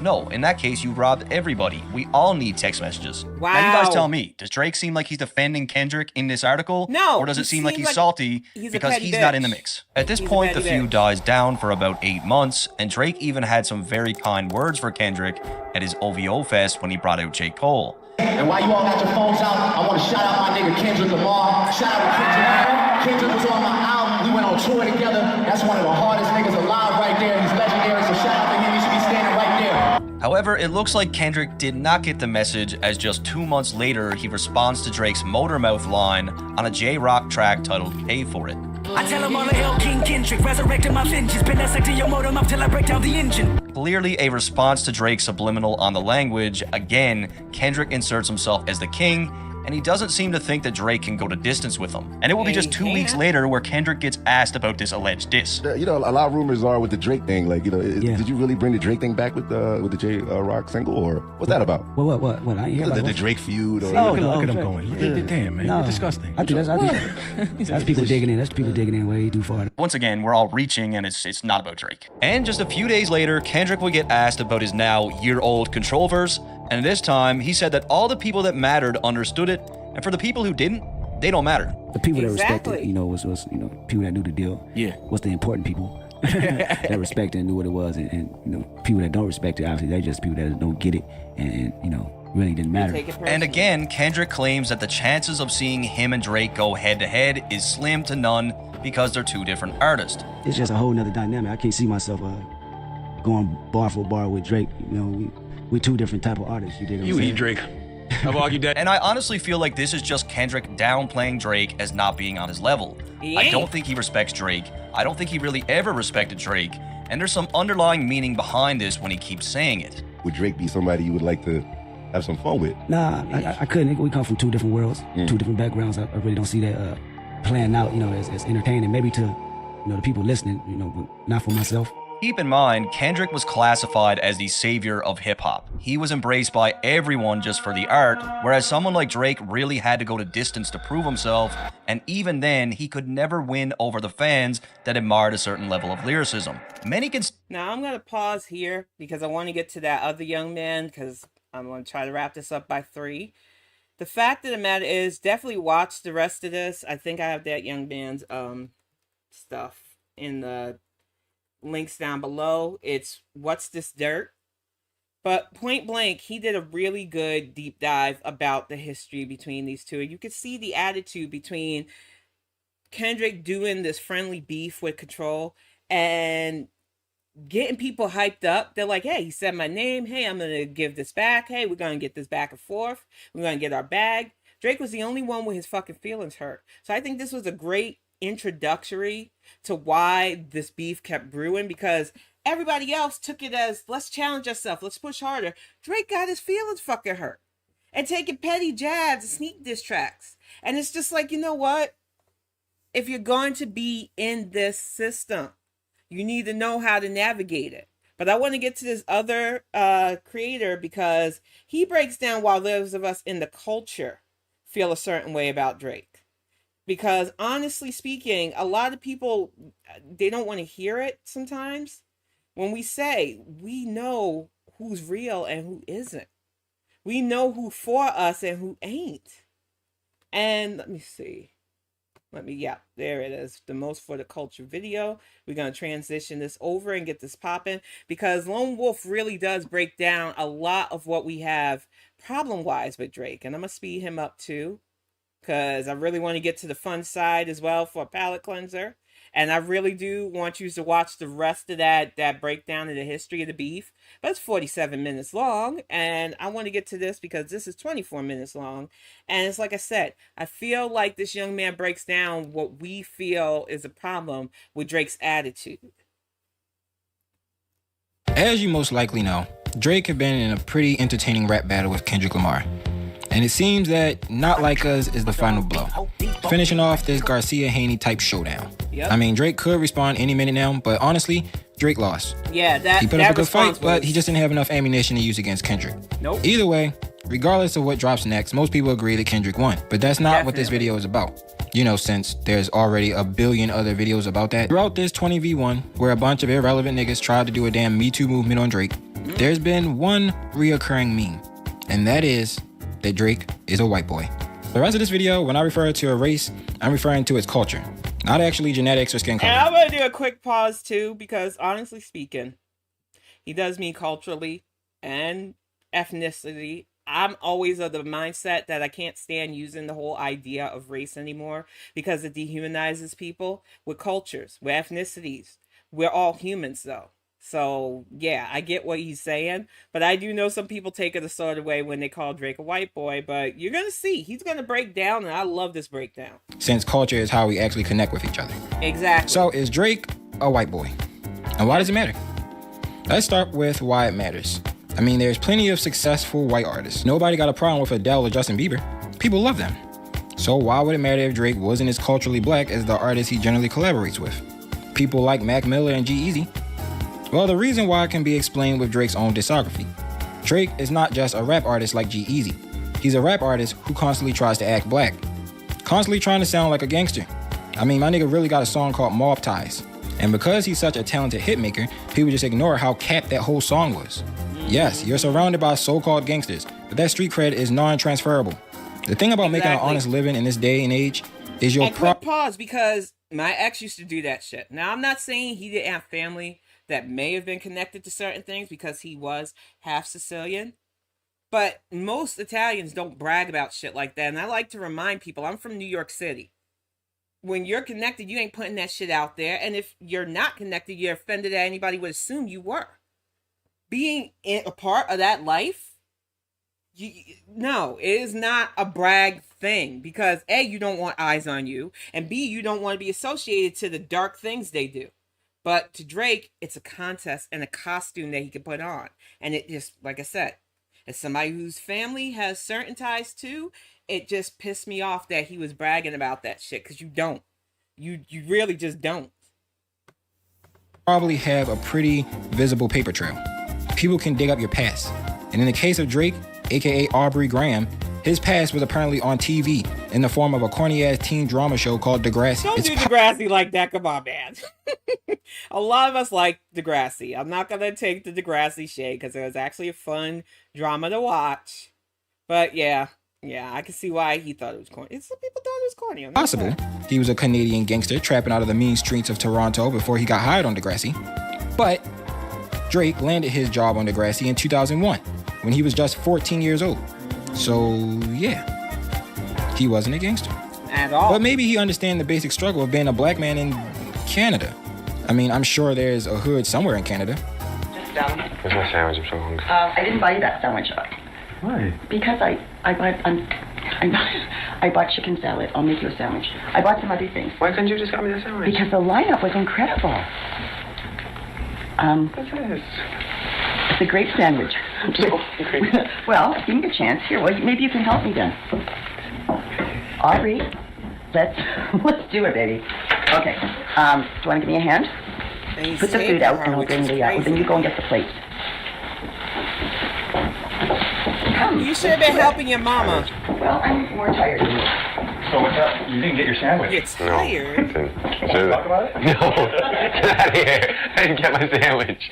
I was looking forward to a nice tuna sandwich on a bagel. Oh, tuna. I do eat tuna. I clearly said, hey, can you please get me a tuna sandwich? Oh, I thought you were kidding. Because you don't. Oh, yeah, because you don't I definitely pull a joke, joking about a tuna sandwich that I wanted.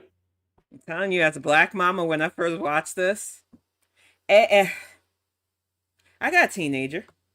I love him to death. Y'all seen him when we were going to go out that one Saturday, still not dressed. Teenagers can be goofy, but they don't disrespect, especially in my house. Your mom went shopping. You didn't even help her get the stuff out of the bag. You complaining that she didn't get you the sandwich you want. If his mom had melanin and he tried to pull that shit on her, I'm just saying this would have been a different scenario, camera rolling or not, because you would have bear witness to the ending of my teenager talking to me like that and being snarky and sarcastic, because no, you keep that shit to yourself. That's the shit you say under your breath outside where you think we can't hear you, and we still, yeah, we heard that shit. Okay? I'm just saying. I'm just saying, you don't talk to your mama like that. I don't care what skin color she have. She asked you to help her. You're tired? Well, get yourself some energy and help out anyway, bro. She didn't get your sandwich. She said she'd make you one. You should have been making your own motherfucking sandwich. I don't care how famous you think you are. You like chicken salad? I'm the regular comedian over here. Get me a tuna sandwich, huh? Just joking. Okay. So this is the issue right here. Drake targeted an audience he doesn't understand and can't relate to. Let me give you an example of what I mean.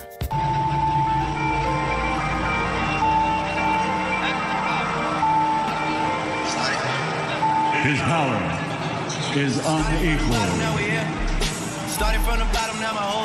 His dominance in mixed martial arts is legendary.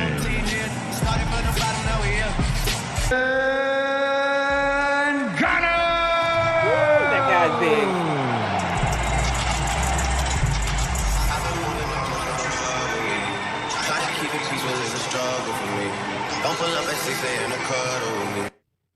Thank you very much, Alien.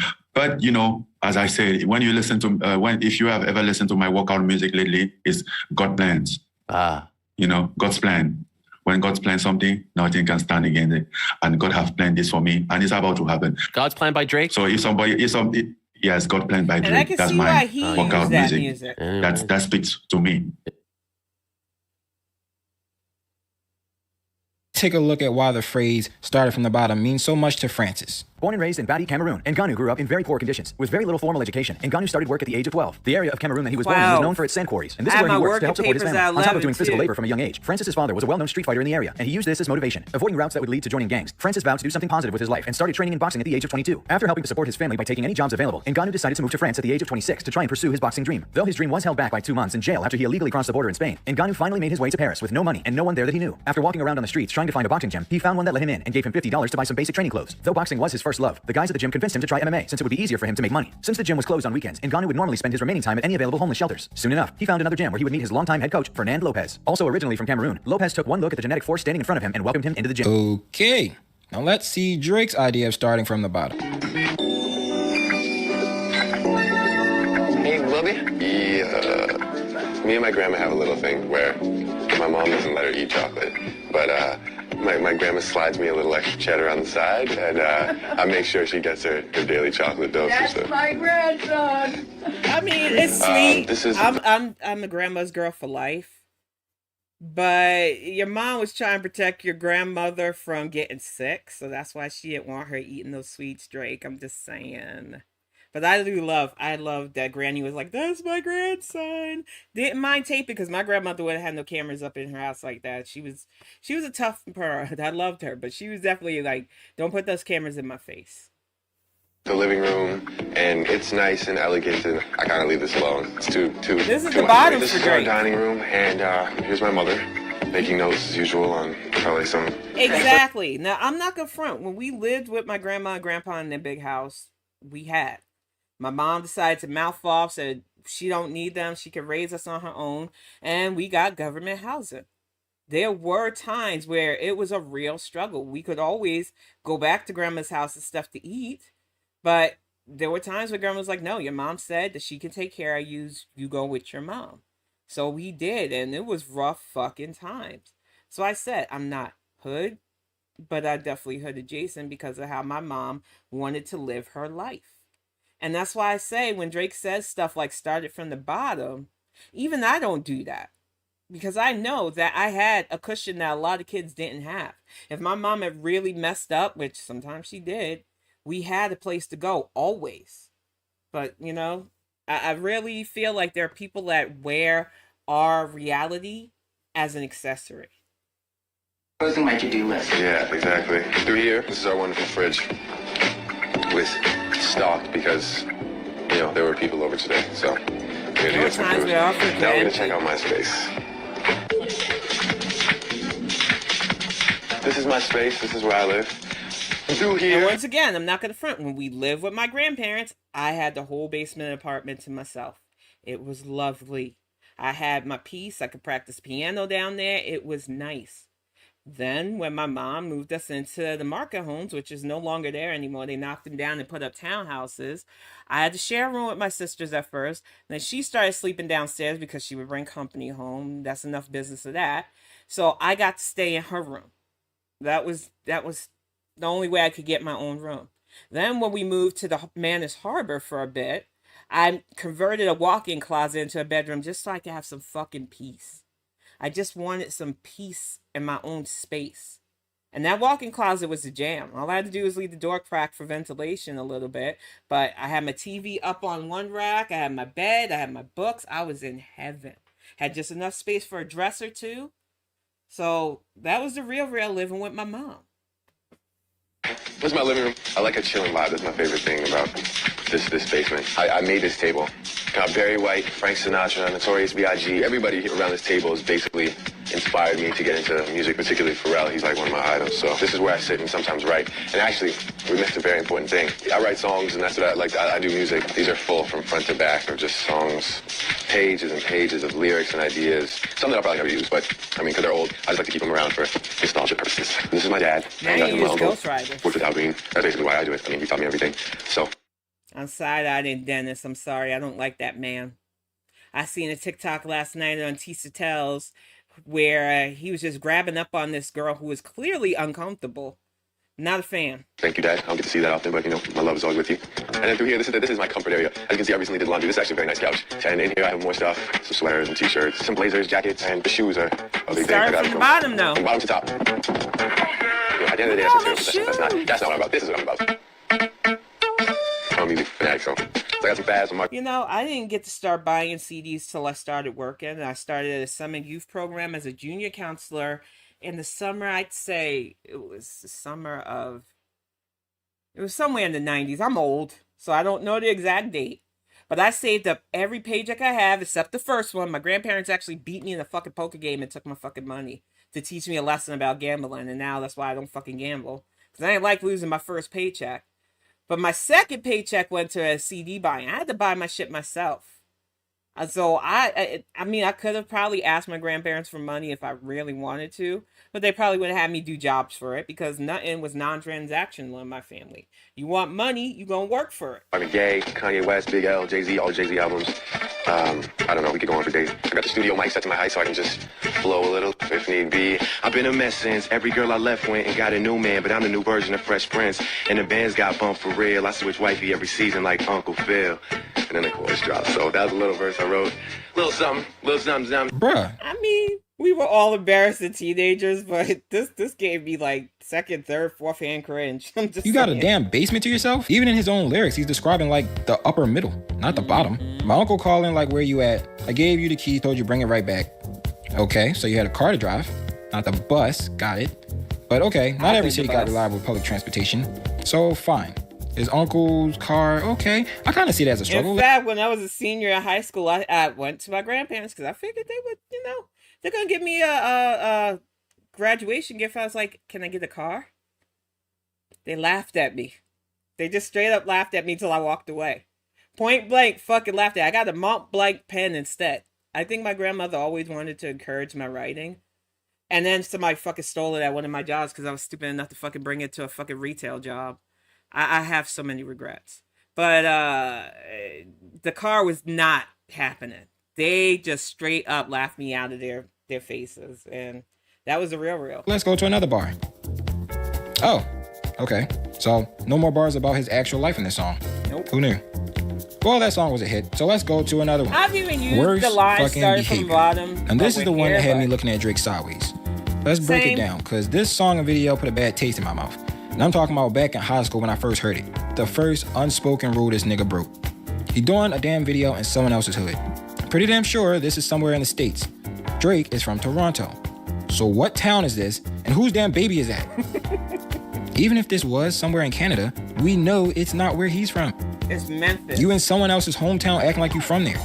Now, I actually believe this is Memphis, where his father is apparently from. And also, I think that's the old guy in the video. But that doesn't make this any less cap. Drake didn't grow up with him. He grew up Jewish with his mom in the damn Toronto suburbs. It's the fact that he thinks wearing some chains and standing in the hood for a couple hours while holding a black kid is what it means to be black. If Drake actually grew up in Memphis, one, he wouldn't have to purposely mispronounce words to sound less white in songs, because he would have had that good old Memphis public education to rely on. In other words, he would sound as illiterate as every other nigga who graduated from public schools in the U.S. No, child left behind, nigga. I'm gonna stop you right there, because New York public schools, there are California public schools, there are plenty of good public schools out there, bro, man. I can't speak for everything in the South, but there are some nice ones there too. But yeah, there are some states that are lacking. But nah, don't say every American public school, because that ain't true. I think every American public school maybe after the 90s, because No Child Left Behind have fucked all of y'all up. But pre-2000s, early 90s and 80s, we got everything.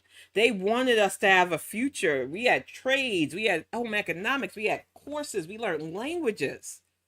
Now, they want to cut even extras like bandit shit from schools, and they make our kids test fucking takers. But that's a whole rant for something else. Sorry, y'all. In the U.S., even if you fail, you pass. The first president of the United States. First president of the United States. It wasn't Martin King, was it? Yeah. Martin King, okay. Why you say yes? You knew that man was wrong. It's fucking George Washington. And it pains my soul when they exploit people who clearly don't know. It just does. Full retard, man. Next, Drake wouldn't be so I know soft. you had that in there. That's because there's good. no way this pasty Simpsons character built ass looking nigga would have grown up going to Memphis public schools in 90s and early 2000s without getting his ass roasted. So he would have developed thicker Blondie, skin. that's true. Not to mention, it wasn't all that soft ass anti-bullying stuff till like Brios. That's why I 2016 said, for real. you So he can't would have had say to learn all to throw public hands just to schools are bad. survive school. And that's without Exactly. being Too involved bad, in no see? kind of gang shit. Drake didn't have those experiences, but At that's all. okay. He most likely had a much more comfortable life in Toronto with his mom. I doubt he would have had an entire basement to himself if he lived with his dad. So Drake, the man who started from the bottom, don't know what it's like to live in a normal bedroom. Or to not be able to argue with his parent over a damn sandwich. Or to be hungry and open the fridge to find some food, don't find none, close it, then come back 30 minutes later like maybe you just overlooked something. He don't know what an ass whooping feel like. He most likely haven't experienced many black cookouts. Most likely never had to ignore the sound of a smoke detector that's low on batteries. That drives me real, nuts. I that's a won't do struggle it. in itself. I can't You don't stand know it. what it's like to I'm vote for glad I got a Obama because he's husband that black, don't let that then try to happen. pretend you know his political views when people ask you why you voted for him. I mean, a lot. No, stop. Now, there were some.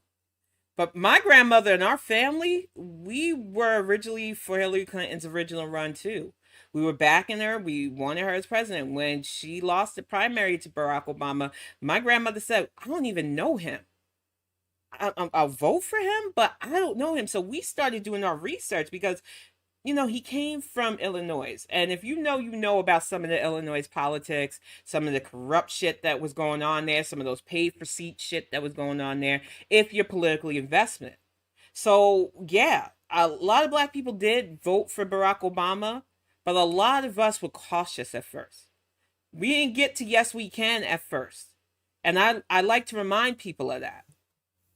A lot of people just straight up say because he's black, shit, I love the Boondocks You don't too. know what Hey, it's like Alexis. to get Hey, harassed by Griff. arrogant cops just for walking down a damn street. You probably don't know what it's like to watch Roots for the first time and want to punch the first white person you see in the face.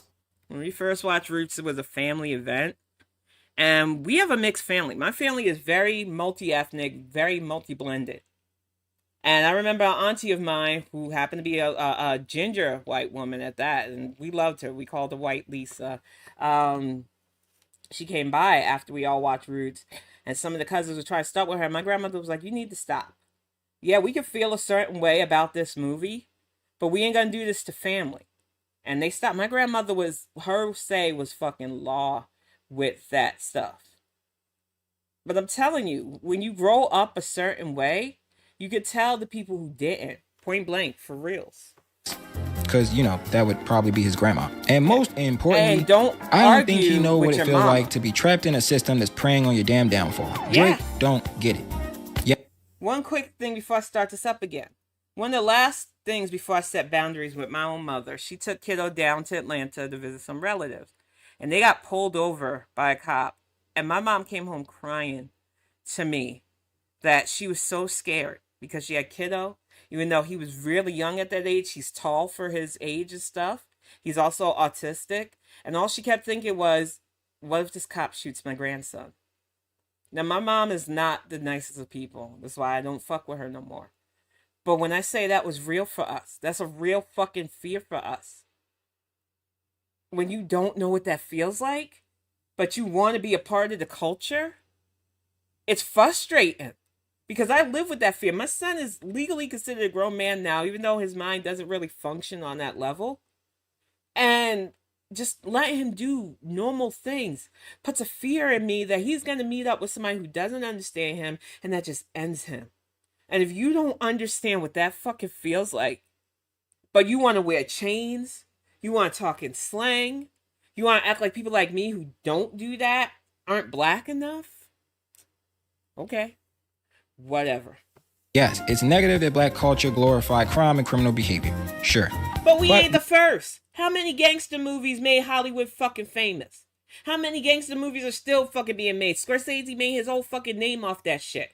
Y'all will glorify certain organizations and shit, but look down on us for doing what we need to survive? Okay. We need outlaws in our culture, so there's a balance of power. That mindset comes from not trusting the government. They take 25% of your check and then send the enforcers to shoot and arrest you because you fit a damn description. Police original purpose was to prevent slaves from escaping the plantation.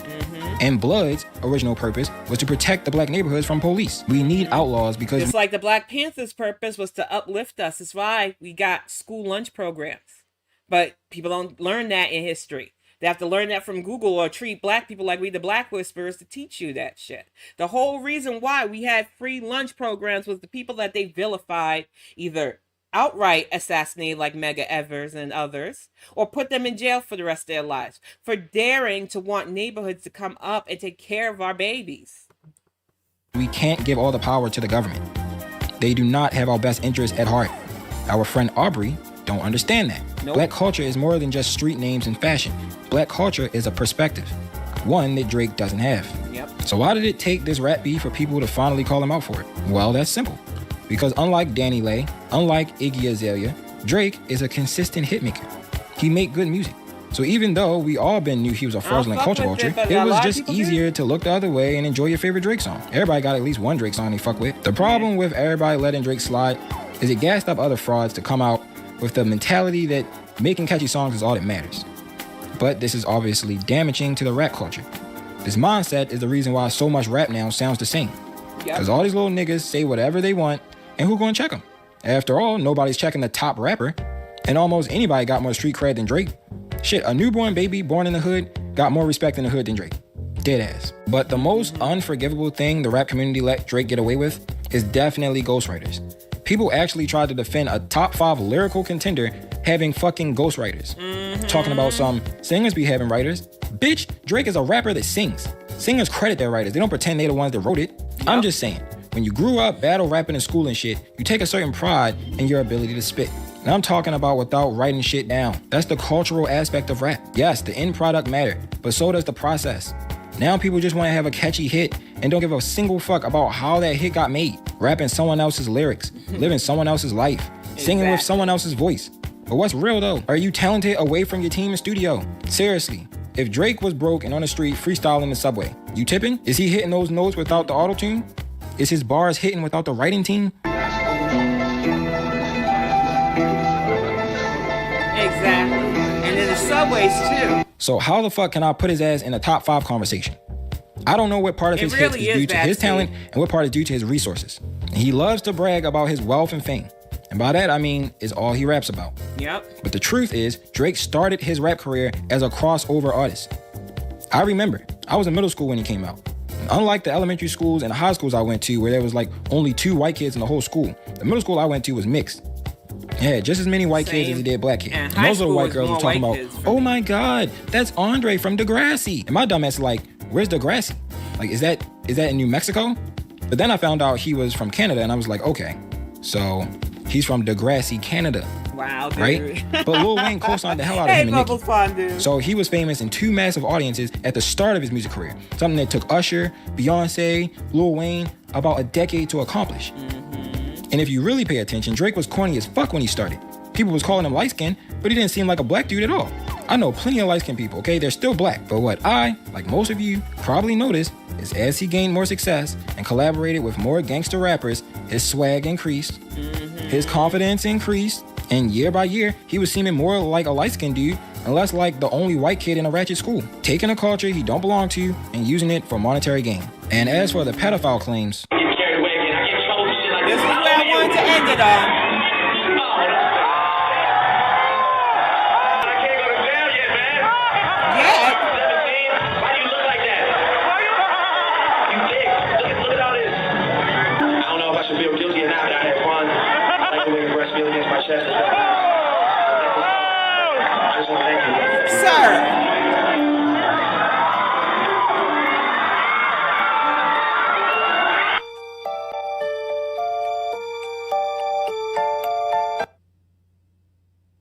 I'm gonna play more receipts, but you know how I feel about underage stuff. You know how I feel about groomers. You know how I feel about older men preying on younger women. It's just not cool at all. We just texted each other the other day and he was like, I miss you so much. I was like, I miss you more. He's coming to Atlanta, so I'm definitely gonna go and see him. I'm so excited, yeah. You and Drake? That's awesome. That's awesome. No, it's not. It's not. What does he say? About boys. He helps me. Yeah. He's great. He's wonderful. I love him. You know, that stays in the text messages. Let's look at some of Drake's insane deleted tweets. We're just going to start off with a heavy hitter right here. I can't wait till she's 18. There's another one. The kids I hang with are going to be parents one day. Scary. The kids you hang with? Yo, if amazing was a young bitch, I'd be going to jail because I'm fucking amazing. Saying that if the word amazing was a youngin, he would be fucking? This one's simple. I got a part of Bill Clinton on Thursday. He said, from Diddy view, I think I see his vision. If you didn't know, Diddy is currently on the run right now from the FBI for, like, child trafficking. Predator weak as hell in this movie. Put me in there. I'll show him a real predator. This one was also deleted, I think, 8 seconds after he posted it, so he probably posted it, reread it, and said, let's delete this. It gets better. Say long. 2016, he had this tweet up. If she's 16, I'm 16. High school pics, you even was bad then. Drake, nice for what? This isn't a real lyric. Yeah, I won't say too much about that. But I will say something about Euphoria, the show, since it was brought up in the beef, and he's apparently the executive producer on it. Firstly, it was really good, but it is extremely raunchy to be about high schoolers. You feel me? Like, I always thought it was weird in movies and TV shows that did that type of stuff. Sexualizing teenage characters knowing adults are watching. Like, exactly. It's an overt issue in anime, but it's a problem in Western entertainment too. I don't care if adults are playing the characters. You're still using makeup and de-aging technology to convince the audience that it's a pair of high school titties we're looking at. That shit is weird to me. And Euphoria was an extremely sexual show with a lot of nudity, all while all of the main characters were underage high school students. Like I said, it bugs me. It's not okay. Literally certain scenes where the purpose of the scene is to show the viewers just how sexy Maddie is, you know, because she's the popular girl, all while simultaneously explaining that she's a 17-year-old high school senior. Every time this bitch entered a room, it was in slow motion. Think about it like this, okay? If they had actors that were the actual age of the characters playing the roles, this show would literally be child pornography. Yep. So why is it better if it's just young adults acting out child pornography? Exactly. I mean, if that's your fetish, and you want your girl to wear a high school uniform or some shit, I mean, I would tell you to get some therapy, but whatever, that's you. But with all the pedo stuff coming to light about Drake, isn't it odd? Isn't it odd that he was the executive producer on this show of all shows? The extremely graphic show about drugs and the love lives of high schoolers? And I mean, I said it earlier, Drake had been a child actor since 14. So maybe he was exposed to some stuff that made him develop a taste for teenage girls. You never know with these famous people, okay? It'd be so many skeletons in their closets. But that's all I got to say about that. Drake is hands down the most successful culture vulture in the history of hip-hop. Oh my gosh, that was Lone Wolf. Please give all of these creators a like, a follow, but we're going to do some palette cleanse. There was some really, like, all week, I was either laughing to different animations, laughing to different shorts. So we're going to share some fun stuff before we wrap this up, because honestly speaking, this is a lot to entertain, because a lot of people are like, well, Kendrick shouldn't put that out there if it ain't true. And it's like, the receipts are there. Like, a lot of us been new. Some people are playing catch up. But just because you like the man, you can't deny he ain't done some weird shit with minors, and he ain't involved in some weird shit with pretend play with minors. And yeah, no. Some people want to look away. I didn't look away from R. Kelly. I got rid of all his fucking songs because we been new. I stopped rocking with him with the Aaliyah stuff because every one of us knew that shit was weird. But our community tried to rally around him. And then somebody tried to bring up that Kendrick Lamar defended R. Kelly. No, he defended his tracks still being on Spotify. Let's correct that record right now. because there were plenty of problematic musicians that Spotify didn't take off.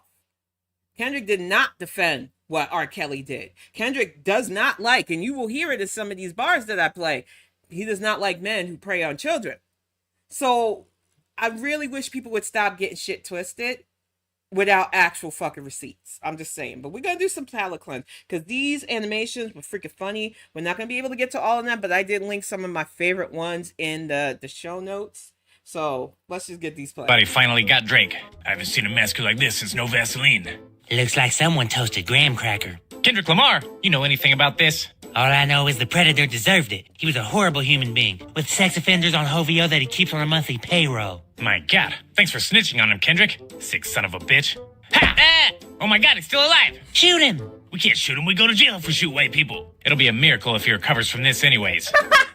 Looks like somebody Oh no, this is what I said. This whole week has just been gasp worthy because I was gasping a lot with the shit that was being put out, but definitely just good content for people who just wanted to have freaking fun with this. And these animators were on freaking point. We got another one up here, Avocado Animations, a 30-second one, I believe. Metro to just play them drums in his diss track, and Metro said, "Okay, bet." They weren't playing. These animations, though, they are so on point, and I am loving them. Now, this one is a little bit longer, but I want to show some of it. JKD Animators. I love DBC. Y'all saw my shirt when I did that full body shot. I love this, and I definitely wanted to show y'all this. I'm telling you, it was one of the best. Ladies and gentlemen, brace yourselves for the most electrifying event of the century. Here, in the legendary Dragon Dome Arena, the long-awaited Dragon Flow Tournament finally begins with an explosive match that will surely shake the very foundations of the rap game. In the green corner, weighing in at 152 pounds from the streets of COTH, the big stepper, Kendrick Lamar. And in the gold corner, weighing in at 185 pounds, coming straight out the field,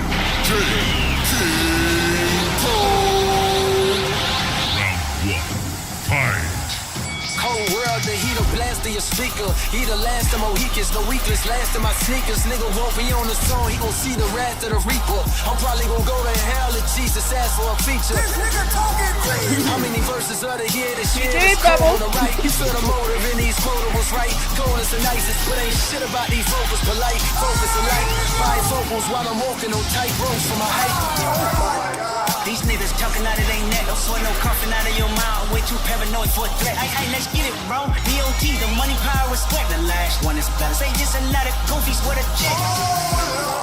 Yeah, yeah, get up with me. Fuck sneak this. The first choice is shooter. I hope they keep with these switches. I crash out like fuck rap. This many know if I had two. Got two teams with me. I'm snatching chains and burning tattoos. This pop tools, this pop.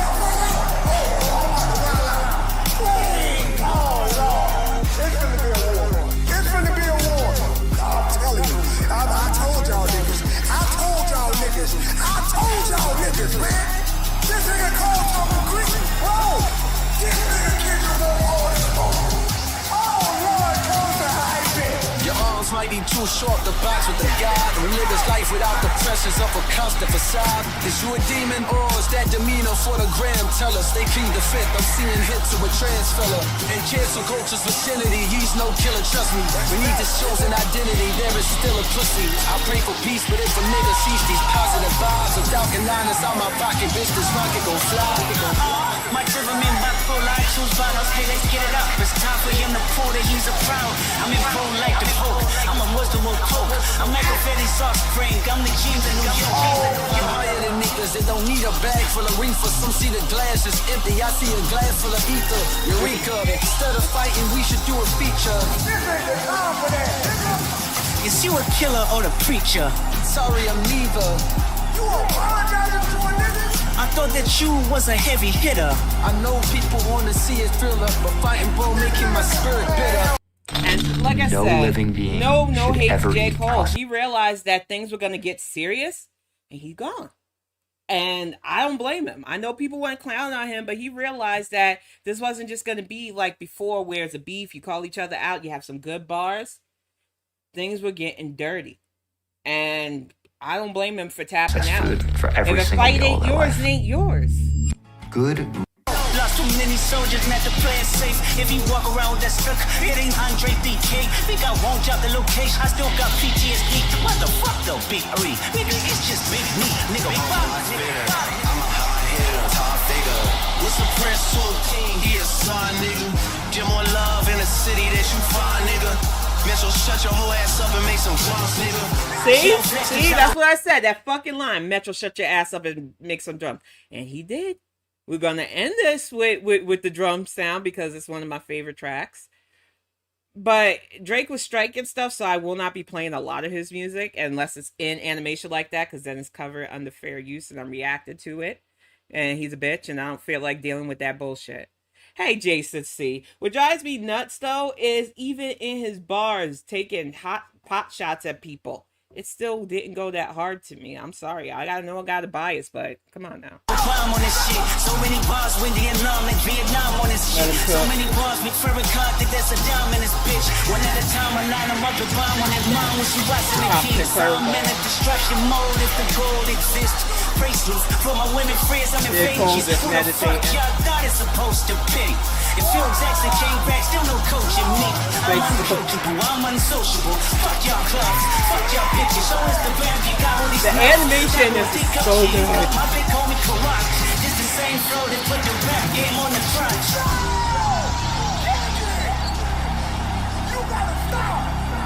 Why you toning like a bitch? Ain't you tired? Trying to strike a chord and it's probably A minor. I'm definitely about to come around and let my fucking bow move. Shitting on you niggas from a whole different altitude. High up in the sky like I'm Howard Hughes. The first one really only took me an hour or two. The next one is really about to bring out the coward in you. On the hit, make the yacht a pin down. Backstage in my city, it was friend zone.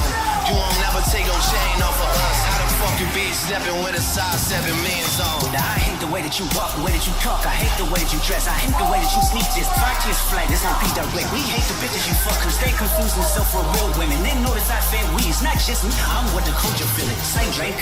How many more black features till you probably feel that you're black enough? I like Drake with the melodies. I don't like Drake when he act tough. You gon' make a nigga bring back Puff. Let me see if Chubbs really crash something. Yeah, my first one, like the last one. It's a classic, you'll have one. Oh my God!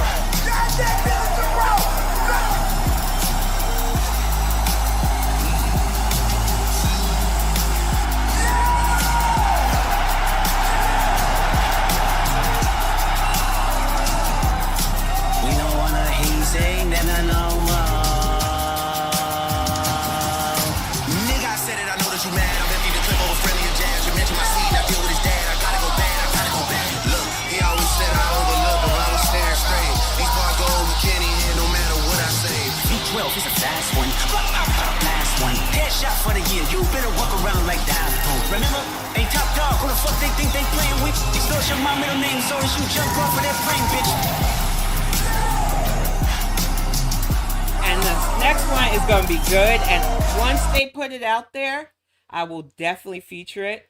But it's getting close to 3. And even though I wanted to feature a lot more of the animators, I'm going to wrap it up with some of my favorites. I definitely want to do this quick dance, though. This TikTok, Not Like Us. Because a lot of people were in on that. And that's going to be the summer jam. You're going to hear that bumping at my place. Definitely. Whenever I'm doing my grilling videos or gardening stuff, you may just be hearing this song. Why is he around? Certified lover boys, certified pedophiles. Wop, wop, wop, wop, wop. That fuck 'em up. Wop, wop, wop, wop, wop. I'ma do my stuff. Why you trolling like a bitch? Ain't you tired? Trying to strike a chord, and it's probably A minor. Certified lover boys, certified pedophiles. Wop, wop, wop, wop, wop. That fuck 'em up. Wop, wop, wop, wop, wop. I'ma do my stuff. Why you trolling like a bitch? Ain't you tired? Trying to strike a chord, and it's probably A minor. Thank you, Tragically. Say OV ho. See you, Leona. Say OV ho. Then step this way, step that way. Then step this way, step that way. Are you my friend? Are we locked in? Aye. Mustard on the beat, ho, Debo, any rap nigga, he a free throw, man down, call her Amber Lambs, tell him breathe, bro, nail a nigga to the cross, he walk around like Tizo, what's up Man's with these escapes. ass niggas trying to see Compton, the industry can hate me, fuck them all and they mama, how many options you really got, I mean it's too many options, I'm finna pass on this body, I'm John Stockton. Okay, that was fun. Definitely check out the TikTok compilations because them kids are on fire, but the real ending has to be BBL Drizzy, because he told Metro to shut up and play some drums, and Metro said, okay, bet. Metro said, you want to play? And I give credit to FLWRS. He is the one that came up with this movie ending credits, and I freaking love it. Make this bigger. Transition it over while they're doing this stupid ad. Because I think this was the best way. Oh my gosh, I wonder what Ja Rule thinks of this. All right, y'all, that was so much fun. I love how many creative people have weighed in on the Drake and Kendrick Lamar beef. I love giving the history of their back and forth. I love just giving my own point of view about people who embrace our culture but don't really respect our culture. That's why I don't fuck with the Kardashians either, because they like to wear our culture and take it off whenever they see fit. You can appreciate, like, I love different cultures of the world, but I know my lane and I stay in it. I'm not going to try to cultural appropriate somebody else's real identity. I got enough of my own. And I just feel like with Drake, he messed with the wrong one. He played the game of fuck around and found out. And he found out hard. And it's not just him. It's all of OVO. There was one little clip where this little baby was asking for that song, saying, I want OVO. I can't. But it's like I said, y'all. If you're going to start beefs, you need to realize that this is your fight. You need to stay in it. You need to hit hard. You need to accept the L when you got one. But what you don't need to do is be getting all these people to gang up on other people. And like I said earlier, and for the replay gang, you might want to go back in and watch it. There are too many people putting themselves in the middle of this beef between the YouTube underground, Gaining Ground, and all these other people that have nothing to fucking do with you. And you'll get burnt in this process. If you ain't got a dime in the quarter, maybe not insert yourself in the fight so much. You want to report on it, fine, but report on all of it. Because I'm seeing some biased shit out there and I don't like it.